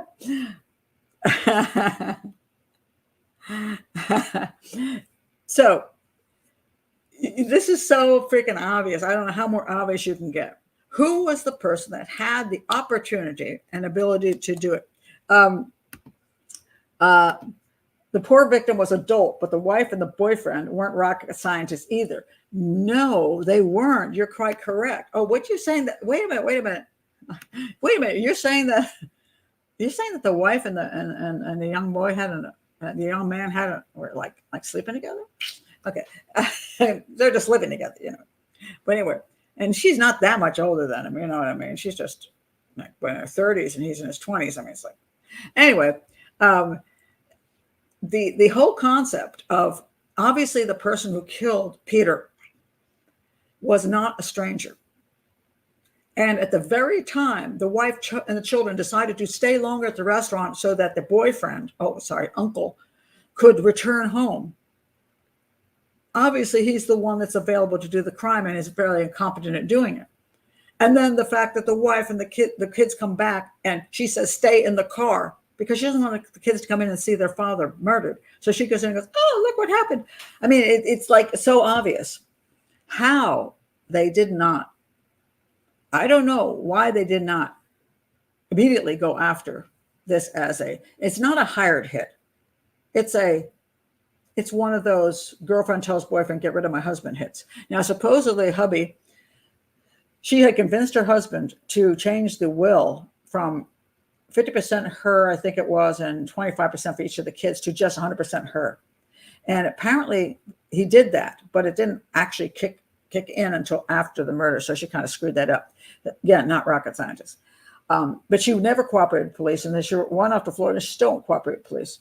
So you'd have to believe that all these things, the behavior of the wife, the fact they were at the restaurant, the boyfriend left early, this uncle, and she didn't go into the house. All these things were just coincidental. And some other complete stranger, some other person who was connected to him knocked on the door and said, hey, Peter, how you doing? Let me shoot you. Now, can you prove things in a court of law? And that is an entirely different thing than, do I think that the wife and the boyfriend / uncle were involved in this crime? Absolutely, 100%. I believe that. But I don't know that I can prove it. I can't prove it. I don't know if it can be proven in a court of law. If he was driving a long way back to that college and had that gun, he could chuck it in any lake, river, any place. He could bury it someplace. And, there's a great difference I want to point out between burying a body and burying a gun. And I've never understood why people don't bury guns more than they chuck them into rivers. Burying a gun is a great idea because you can go drive off some country road or some mountain road to some place where it's just nothing but forest and gullies.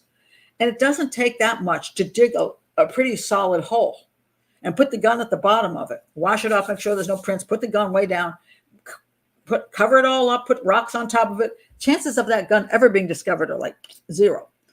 And I don't know why people don't bury guns more, but in case you're planning to commit a crime, I recommend it. I'm gonna get somebody's gonna say you're teaching people how to commit crime, but I would do that. But the gun was never found. I don't know where it was bought. I don't know if they didn't have any evidence of where the gun was bought from. And it was not an easy gun to use for a person who never used a gun.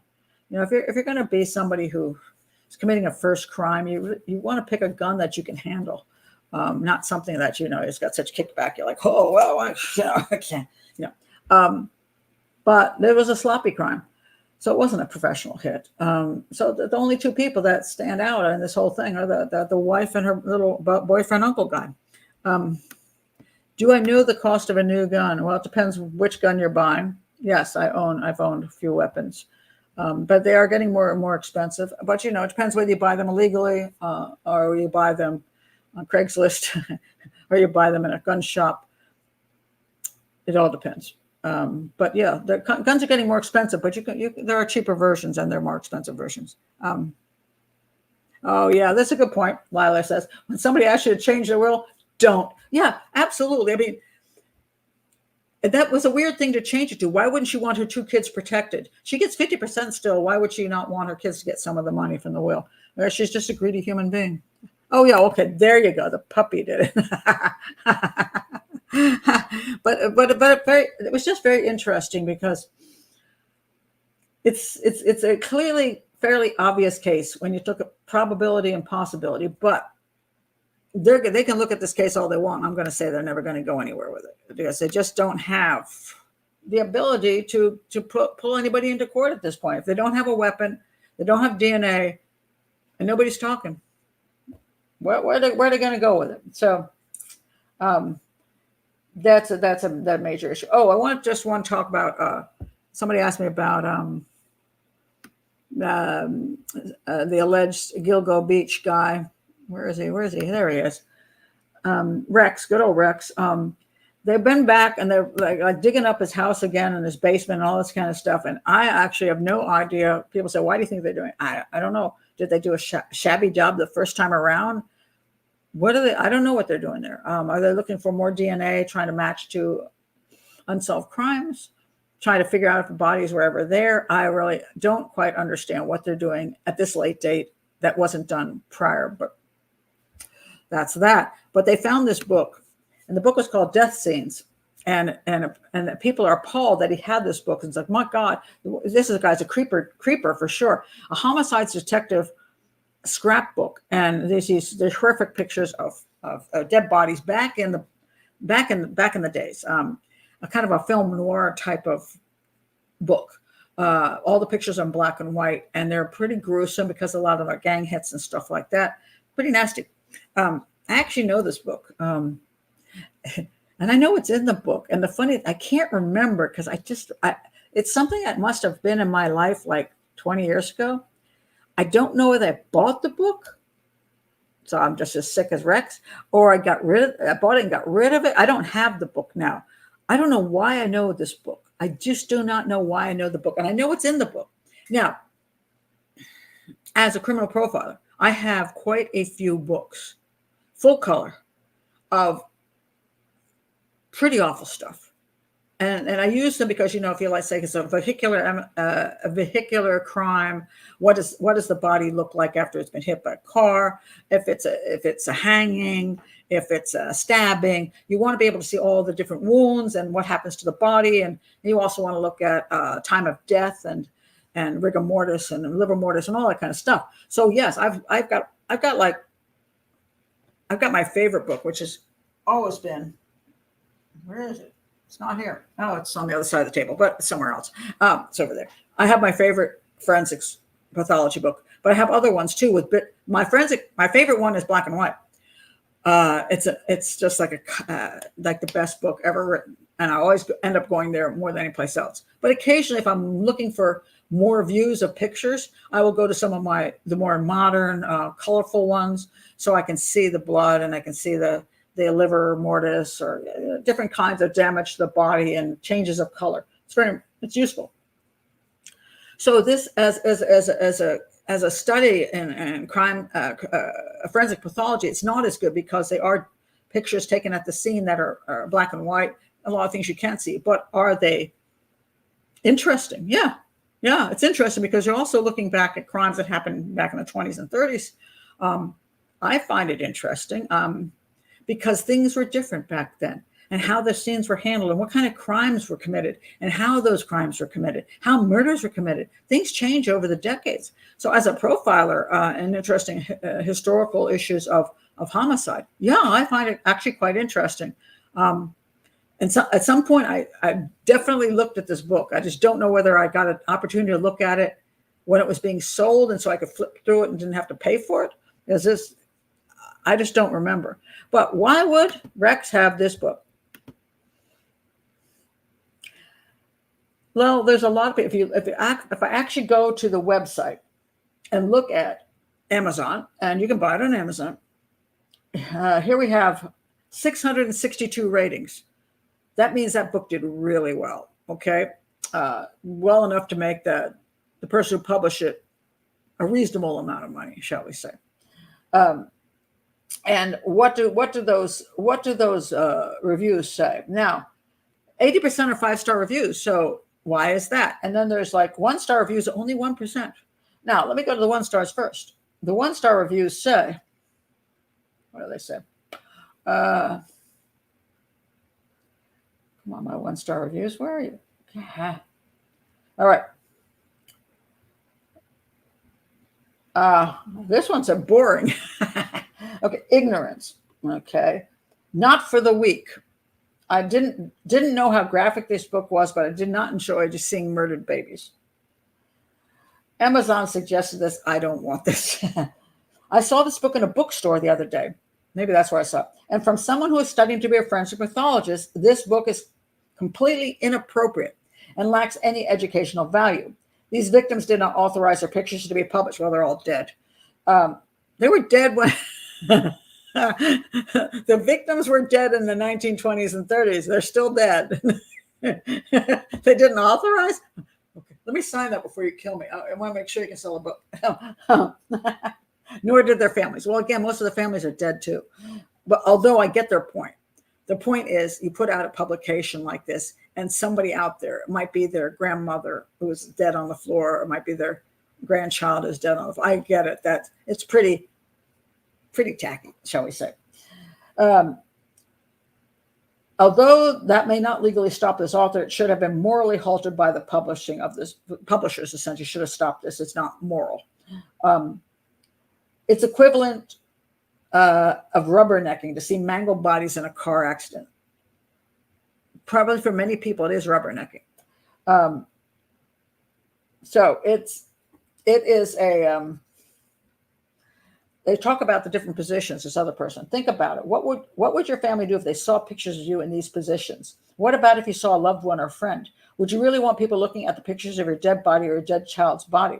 Do you think that people picture would be happy about the way they were being exploited? These people had lives, family, and friends.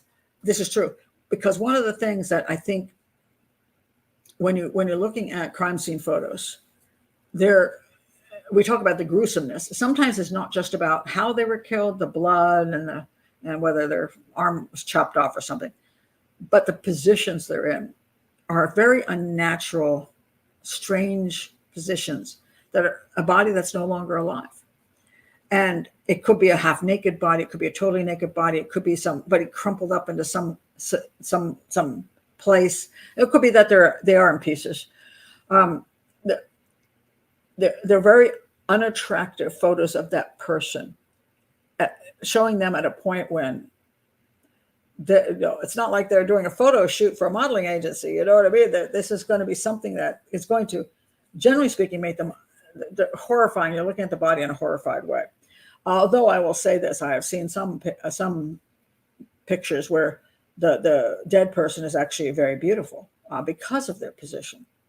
Or maybe because they weren't brutalized in a way that was as obvious. So they almost look like a marble statue from Italy, where they're lying in some position, and they actually look beautiful. But yes, most of the people that get this book are not forensic pathologists or crime scene students. They're rubbernecking. So what about this guy? Why is he into it?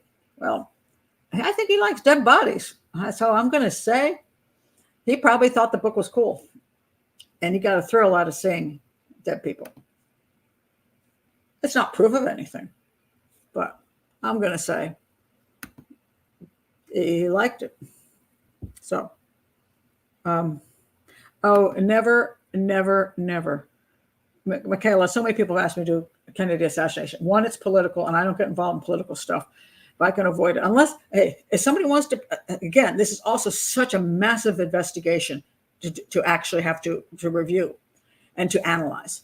That unless somebody is paying me, some big, huge publisher out there is going to hand me a $500,000 contract so I can stop doing YouTube and spend years analyzing this case. Yeah, trying to analyze this case and then doing it for YouTube is nothing but a YouTube suicide, and B, I don't think I could do it justice. So no, but if you know somebody wants to pay me $500,000, let me know. In the Ken and Barbie murders, after the trial was over, the videotapes of the killings were destroyed. Oh yeah, you're talking about Bernardo and Homolka, Carla Homolka and Paul Bernardo. Yeah, nobody should see that. I mean, it's when people talk about snuff films, that's kind of what they're like if you were watching them. You don't have any business watching people being murdered. I mean, that's, and I don't like, I'm 100% against slasher films for the same reason. People get a kick out of watching people being murdered. And they're like, oh no, that's not why I watch it. I'm like, but you don't have a problem watching people be terrified and murdered. I'm sorry. I'm wondering what the hell's wrong with you. I only saw what I call one slasher film in my life. And it was Last House on the Left. It was a cult film. And I saw it in 1978. I heard about this. Oh, this is a cool film. I told my husband, I want to go see this because it's a cool film. I was into like, oh, I love Hollywoody cool film stuff.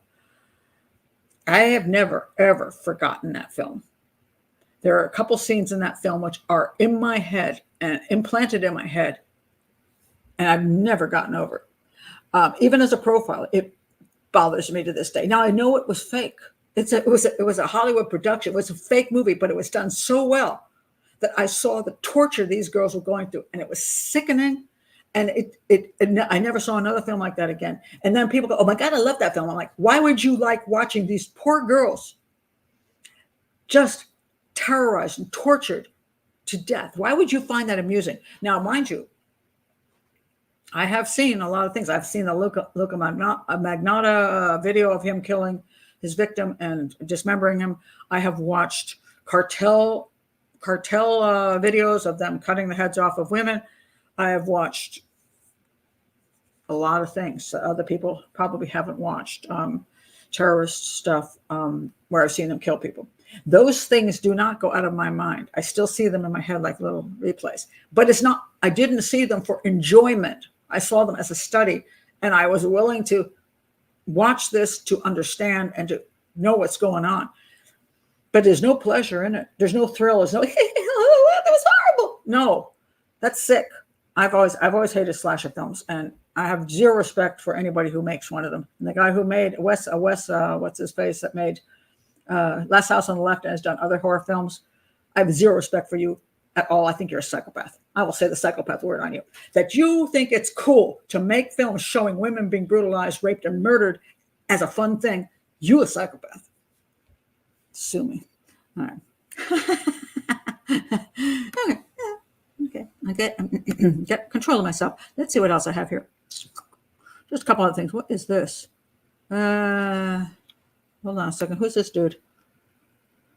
Oh, this is just an interesting one. This guy just got released. He's from my area in Maryland, and he got released on his own recognizance. On his own recognizance. And what does that mean? So here's the thing. It talks about that. When you've been arrested and you're released on, you sign an agreement, promise to show up in court. And why will they do this? One, that the severity of the offenses, it's not so bad. Non-violent, less serious offenses. Like say you did some shoplifting stuff, which is pretty despicable, but okay, you didn't hurt anybody. And the defendant's criminal history. If he's got a minimal or no criminal history, okay, might get own recognizance. Strong ties to the community, risk of flight, so on and so forth. Now let's hear what this guy did. So this guy gets released in Prince George's County, Maryland, which is where I live, and on his own recognizance, after a high-speed chase in a stolen vehicle. I'm like, wait a minute, what? So at 1:30 a.m., a motor vehicle was stolen from a Great Mills residence. Approximately 2:47, a sheriff's office deputy tried to initiate a traffic stop for the stolen vehicle, and they refused to stop and continued traveling along the road to elude police. The motor vehicle's collision. Then there was that stolen motor vehicle the motor vehicle caused a collision. No, the guy driving the stolen motor vehicle caused a collision with another motor vehicle. 3 suspects aged 15, 16, and 22 were transported to the hospital for precautionary measures. So there are 3 alleged criminals in that stolen vehicle. Let's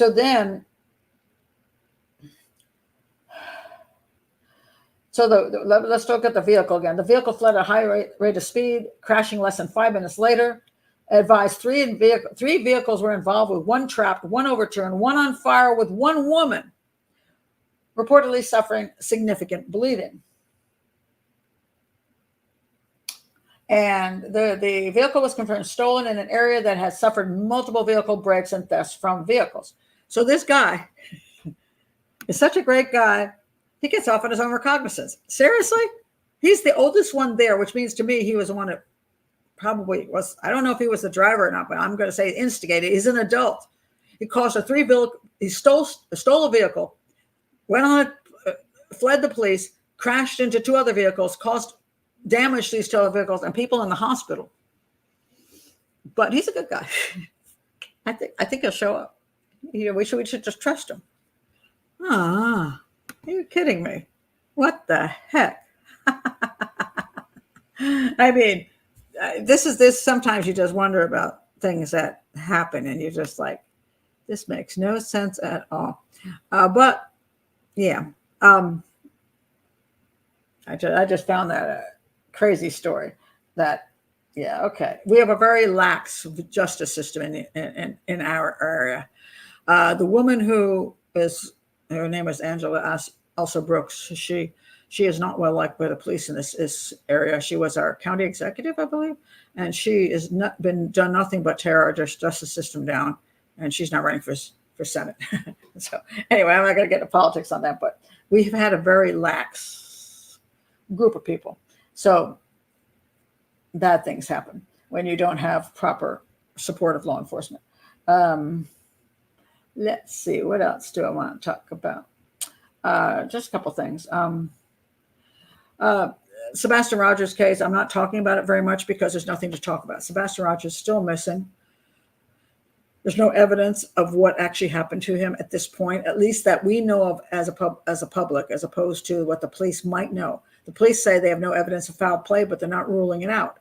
And why they're doing that is because we don't know behind the scenes what they believe. They could actually believe there's no evidence of foul play. They could have alibis for people that are solid, or they actually may think they're guilty as hell, but are trying to catch them. They're trying to pretend they don't know anything, and therefore, at some point, they'll get enough information to be able to make an arrest or to find out what happened to Sebastian. But I have nothing to talk about because I don't know. But meanwhile, I want to point this out because somebody asked me about it. Who is searching for Sebastian Rogers? Well, Sebastian Rogers' father has been very strong to be looking for him. And he's also asked for the FBI to come in because he believes that the local police or whatever are not doing enough, that information is going into them. Let me see if I can find this one statement.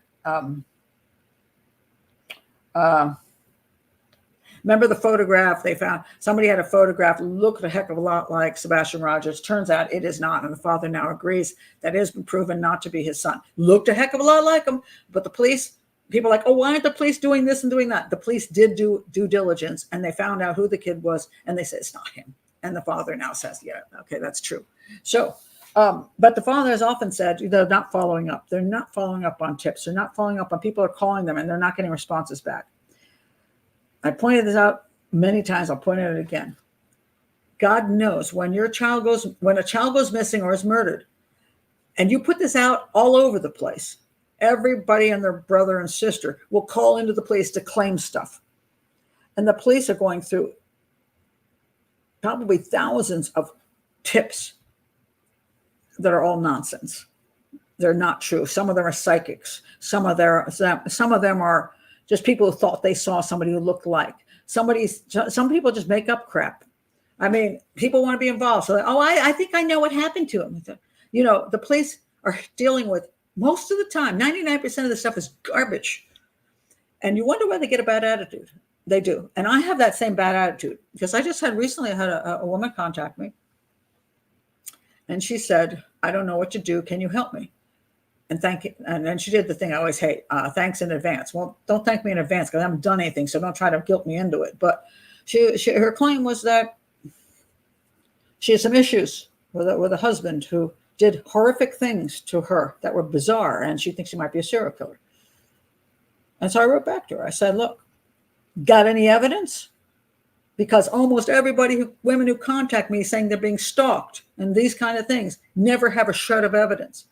They waste my time. They want me to get on the phone with them. They want to tell me a story that goes on for 4 hours, and they're not paying me anything. They're just wasting my time, and it's irritating. After a while, you get irritated because a lot of people have psychological issues, severe narcissism problems where they want attention. It's like a Munchausen syndrome thing. It's a Munchausen syndrome thing. So they're calling me. So people have Munchausen syndrome. I'm not saying this woman does or every woman does, but a lot of times they are Munchausen syndrome, which is psychopathy. They're calling me up to lie to me, to create a scenario because they want my attention. Oh my God, I've called up a well-known criminal profiler. I saw her on YouTube. I'm going to call up and tell her this stuff. And if they can get my attention, they feel good.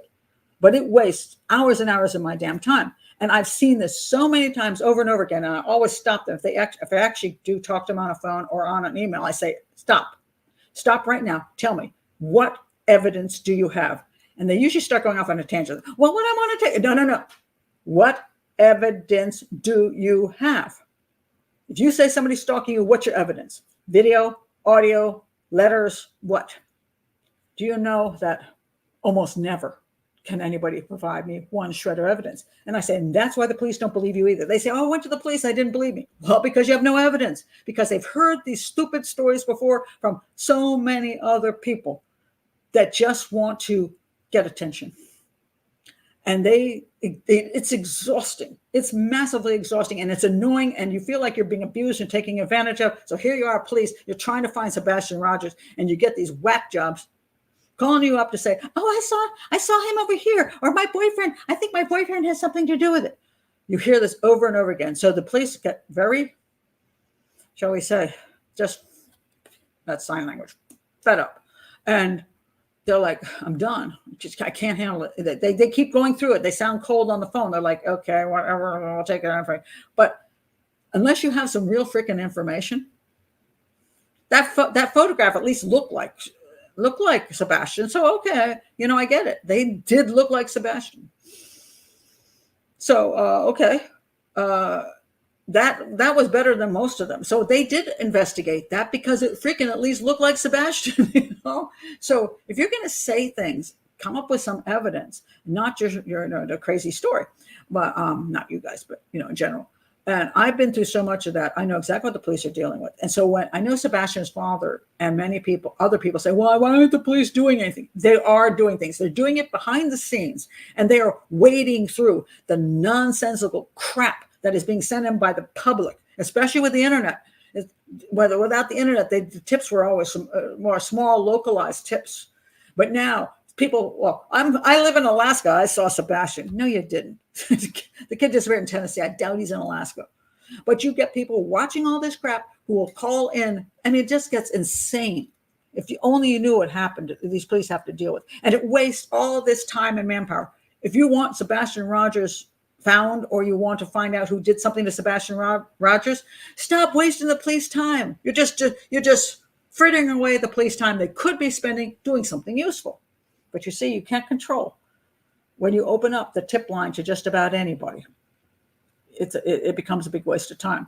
And that's, so Sebastian Rogers' father, of course, he wants to believe that every single tip is being followed up on, even the psychics. I'm not saying he wants the psychic's tips, but a lot of people do. A lot of families want the psychic tips being followed up on. Well, a psychic woman said this. I don't care. A psychic, she's lying. Okay, it's just garbage. So no, I'm anti-psychic tips. Sorry. I don't care if you want to be spiritual and have psychic visions, whatever, but stop calling the police with that garbage, because it's never correct and it's all fake. So don't do that. All right. So I just lost 10 more subscribers. But I just have a real anger against that, because I've seen families fall for the psychic stuff. I've even seen police be willing to bring the psychic in because the family wants it. And then they waste hundreds of hours on garbage. Absolute nonsense. And I may do, I was asked to do a case, which I may do, which also did involve, which is interesting, some psychic stuff, which was so outrageous. And it was just phenomenal. I may do that for my show this weekend. I'm not sure. It's a Canadian case of a girl went missing a long time ago. I was going to talk about it here, but I'm not sure whether I'll either do it for the show or I'll move it to the Hangout next week. But they got involved with a psychic, and I mean, it went on for so long that they were listening to this complete lunatic, and wasted massive amounts of time and money. And we have only so much manpower and money, and if you're focusing in on trying to solve a case, you don't need all the distractions and the waste of resources. So that was my second. How many soapboxes have I done in one show? Well, I don't know. I don't know if it's out of control of the police. It's popular on the internet because let me tell you this.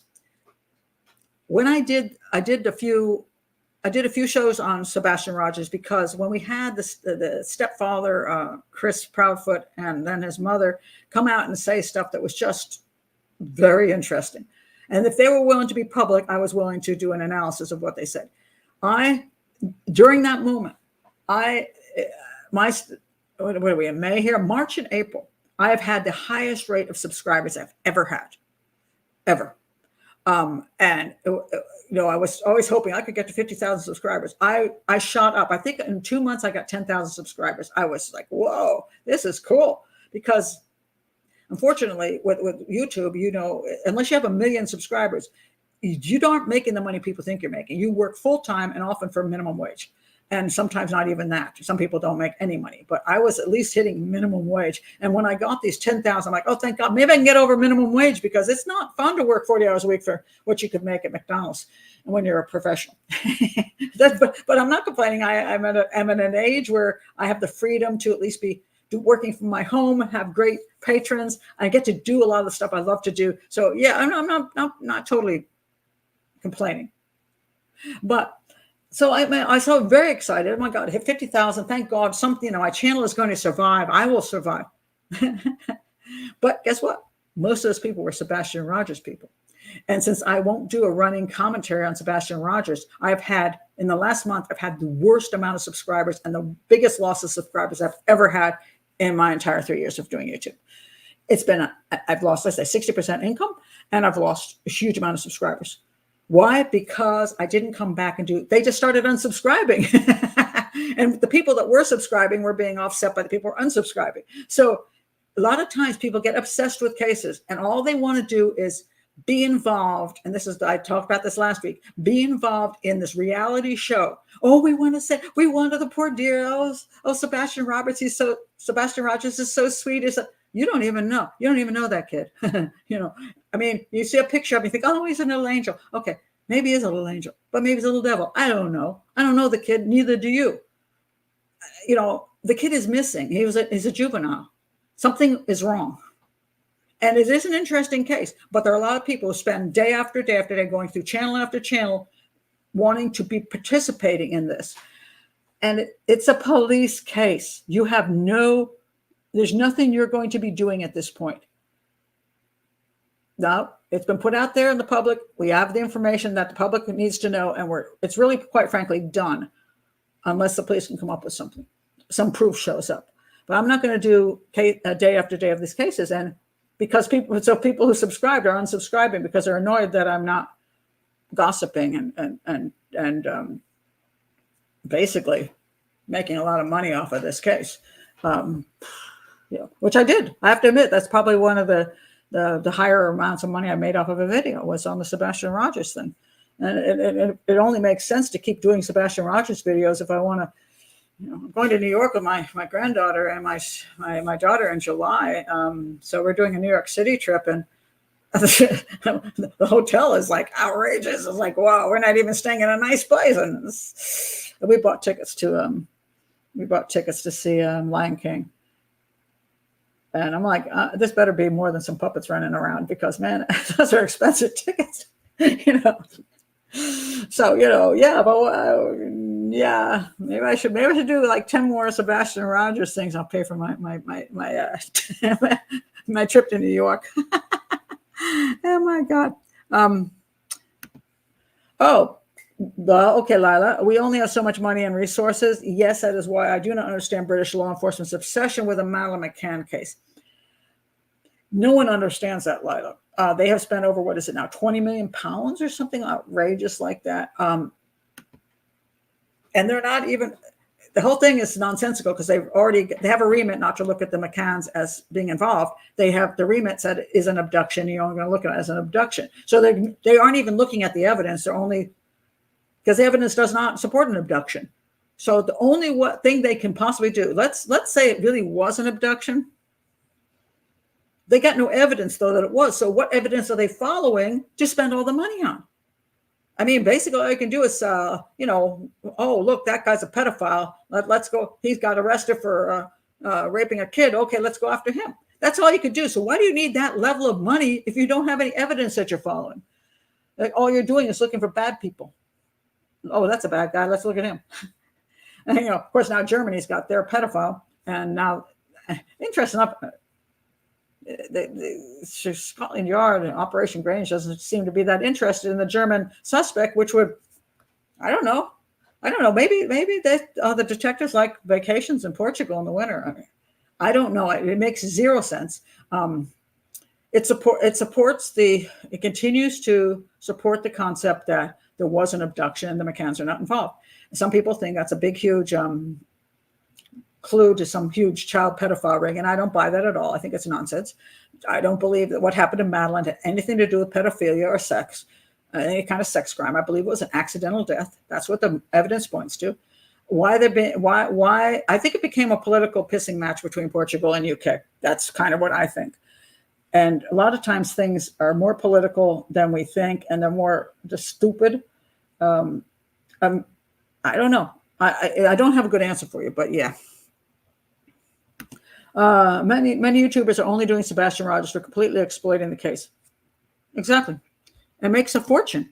I mean, it makes a fortune. If you look at one of those Sebastian Rogers cases and you see that person just got 500,000 views, do you know how much 500,000 views will make you? Oh my God. I've never had anything like that in my life. My views are usually way, way, way lower than that. Sometimes when I do, like if I do this case, do this hangout, I might make $20 for this hangout, $20, maybe less. Sometimes I do a thing I think is really like a case that I really love, and I spent like a dozen hours researching it with documentaries, and I've read books and all that stuff. And I go back and look, and you've made $33. I'm like, woohoo! Now, mind you, the more cases you have and the more videos you have, you do continue to make some money on each one of the videos. But you'd be surprised that when you have older videos, a lot of them don't get seen anymore. The algorithm doesn't pick them up. People don't go to your playlist. So that's why it's very, it's hard to keep going as a YouTuber. But there are people who exploit, as you say, things that are popular, which is gossip and unsolved cases. And if there's anything that makes something suspicious, like the girls the two girls who got found dead in Panama, I did a couple videos on that. And I said, look, it's all I don't see any evidence. There was a third party involvement. They got lost. They struggled for days. It's no third party involvement. I get a little bit of money for each one of those videos. But if I were smart, I go to some of those other channels are making hundreds of thousands of views on that case. And they've done 30 videos on that case, 50 videos on the case, because they're looking for the killers of those two girls. And everybody jumps in and they're excited and they want to even give. Not only do they make huge advertising money, but they want to give that YouTuber money because that YouTuber cares enough to want to find out who killed those girls. Although that is absolute bullshit. So did I just swear? I did. It's just nonsense, but that's what makes money. And so it's a little frustrating sometimes when you're trying to do something educational and stay with that. But then people say, why don't you? And I'm like, that's why I don't. Do I want to have a successful YouTube channel where it supports me? Sure, because I work full time at it. But do I want to spread gossip and rumors and exploit something? No, I do not. And so I won't. So as I point out many times in life about what I believe life is about, it's about ethics, morals.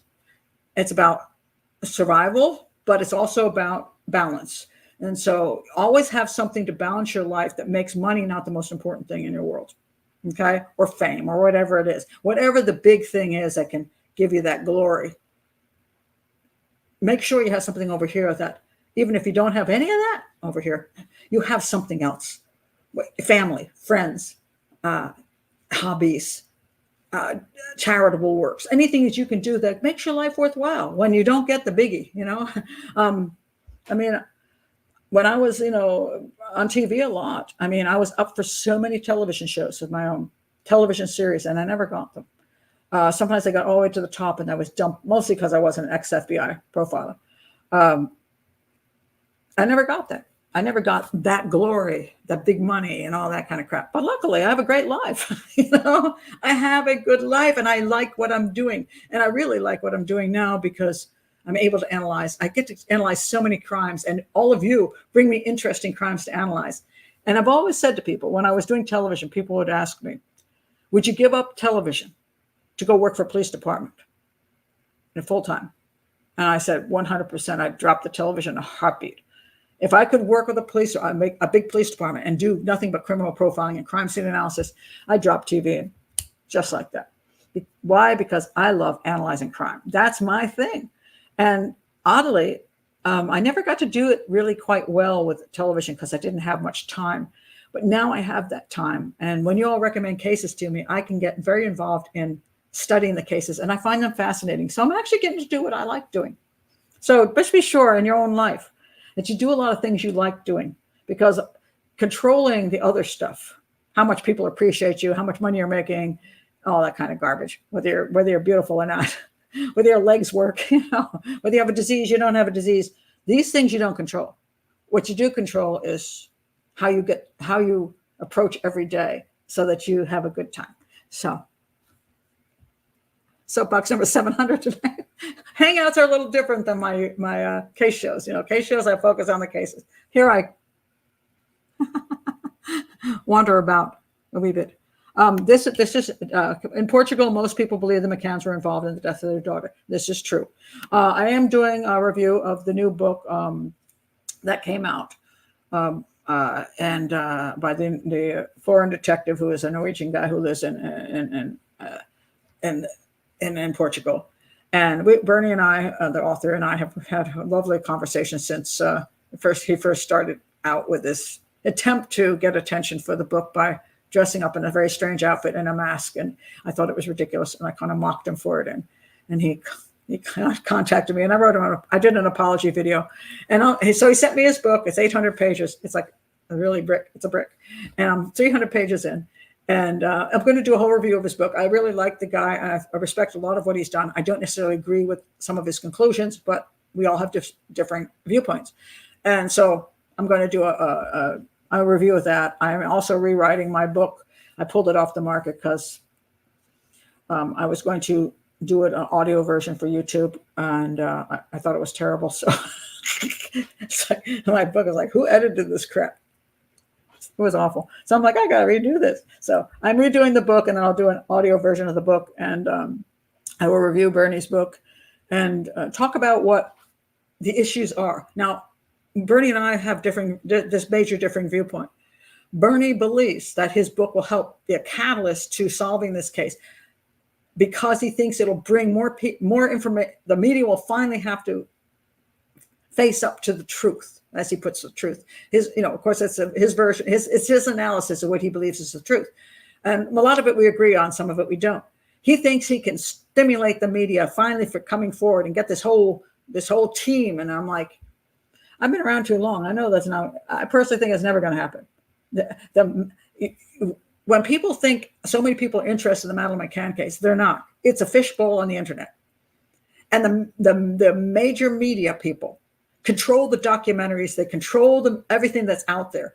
And they are in the corner of the McCanns. They support the abduction theory. And they're going to stick with that, barring some freaking miracle. But it isn't going to be because more of us are speaking out. Nobody hears us in the major media. They don't want to hear us, and they won't allow us to speak. So Bernie's got an 800-page book out. I'm going to say, first of all, it's 800 pages. Not that many people want to read 800 pages, except diehard Madeleine McCann, people who are fascinated with the case. But I don't see how it's going to go anyplace as far as changing how things work. I mean, it's 17 years, and the media is not on the side of listening to the evidence. And so there you go. And so I appreciate what he's done. I like him. But I already said to him, I said, well, I'm on no team because I don't think any team is going to make any damn difference, Oh, Lord.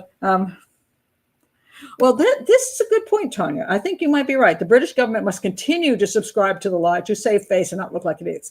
This, I think, is very possible. See, people want to have a very big, sex conspiracy, a child pedophile ring.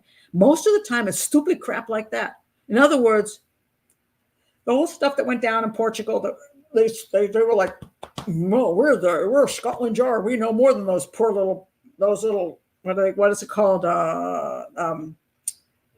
Sardine chomping police officer that they call Gonzalo Ramos. We know more than him because we're the biggies. And admittedly, Scotland Yard is a highly, It's one of the top agencies in the world. So they come in to basically pro-Portugal is incompetent. I think it's a political thing. And then what happened was they didn't get anywhere. They dug up a bunch of land, came up with nothing. They came up with a bunch of suspects that were eventually just tossed away. They got nowhere. But now what are they going to admit? We couldn't figure it out either. So no, they keep putting money in and pretending that they're still doing something. And I think it's all pretense at this point. I think you're right. I think it's like, cover your ass for the fact that you got involved and weren't very successful.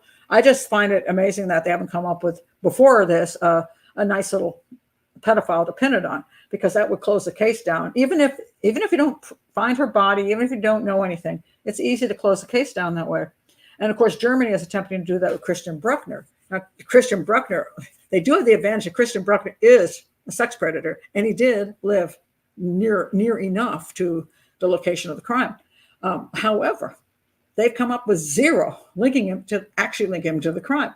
But in my opinion, they could get a plea deal, or he could just sort of die in prison or something, or they could just even close it down saying, look, we can't take it to court, but we can tell you it's the guy. Well, that's already what the prosecutor's saying. We know it's him. We aren't ready to go to court, or will ever be, but we know it's him. They can close the case down with just a suggestion that they've got the right guy.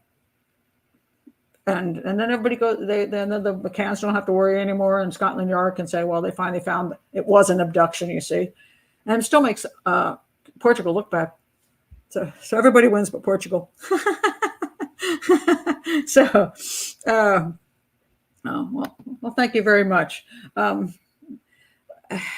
think sincerity or truth-telling is not exactly the smartest thing to do if you want to be successful. It is, it just isn't. You're supposed to play a certain amount of the game, and I've always sucked at the game, and just always have. And I always go back to the first time I was asked to be on Montel Williams, and I remember that because when I was called to be on Montel Williams, I thought to myself, "No, I'm going now on national TV, and what will I do?" And I told myself, "You will always speak the truth. At least you'll speak it as you see it. You'll say what you believe, and if that means you never go on TV again, so be it." And I kept that, and I saw it. That's what I've always kept, and oddly, I stayed on the news channels for years, which shocked the hell out of me, because I'm like, so go figure. So I got to give them some credit for that. But I've always said I'm going to say it as I see it, and I'll let the chips fall where they may. And it's not always the smartest thing to do. And a lot of people are very careful because they don't want to destroy their careers or their whatever they're doing, and they pick a certain side. Like a lot of people won't speak on the Karen Read case because if you say the evidence seems to point to her guilt, oh my God, it all goes to hell for you, and that's what happened to Wendy Murphy and Jen Coffindaffer and myself. It's not a side you want to be on. Same thing with West Memphis 3. It's you say, hey, I think they actually were guilty. Oh my God, So you can get a lot more money, fame, and whatever by being on the right side.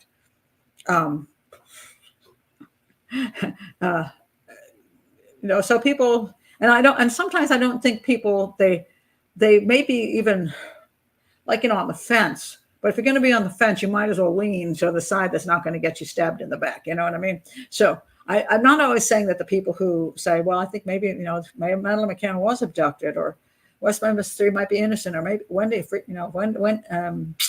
Karen Read, well, there might be some evidence that she, whatever. A lot of times they're willing to like just be very vague on the fence because they don't want to end up in a situation which you end up in if you're blatantly honest.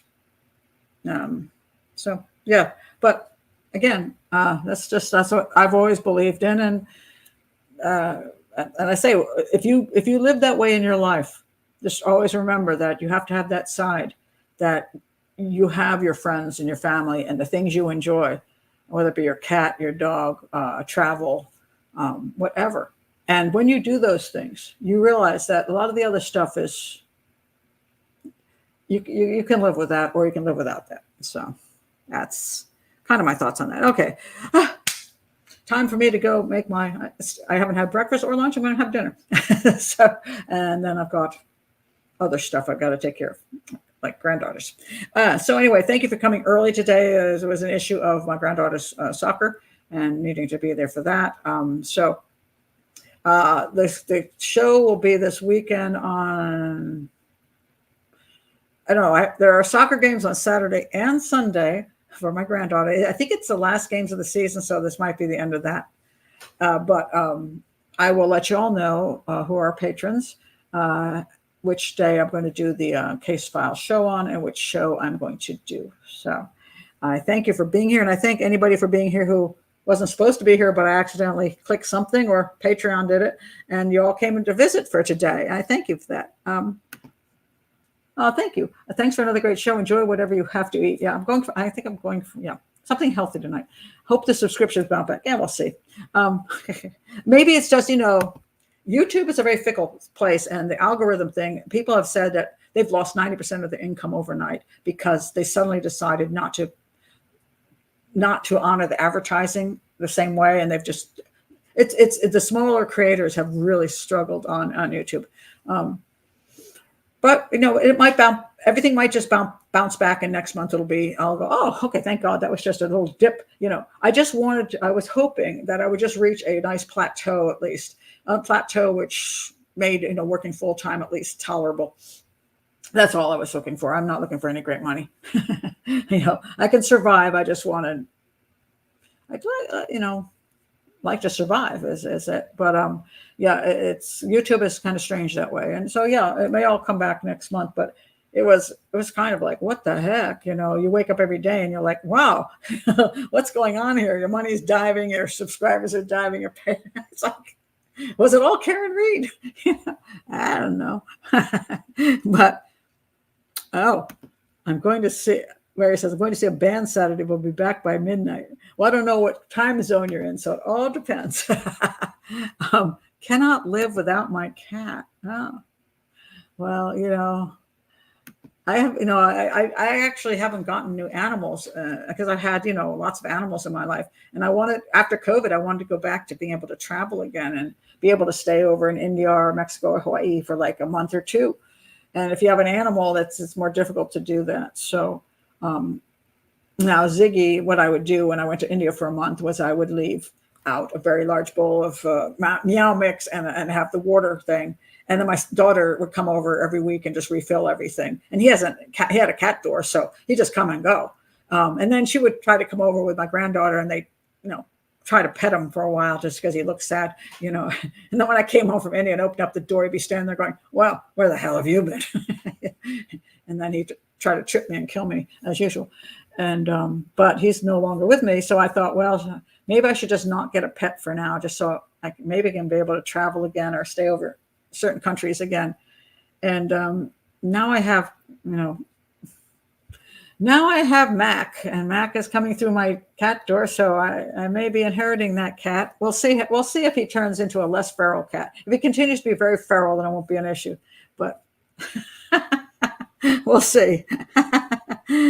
You have 5 cats. 5 cats at the same time, or 5 cats forever? I've had so many cats in my life. I've had cats, and I've had my potbelly pig for 20 years.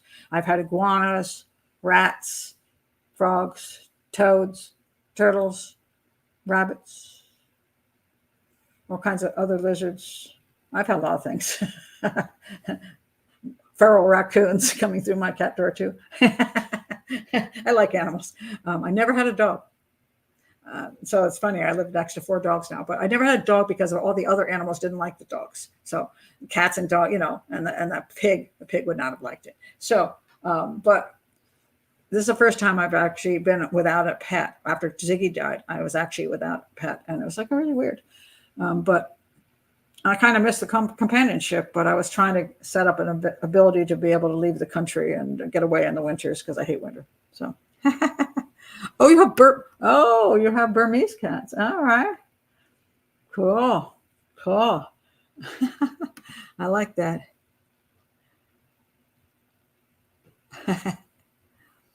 So anyway, we'll see what happens, and I'll be back on the weekend with one of the cases or other, and you still have a couple days.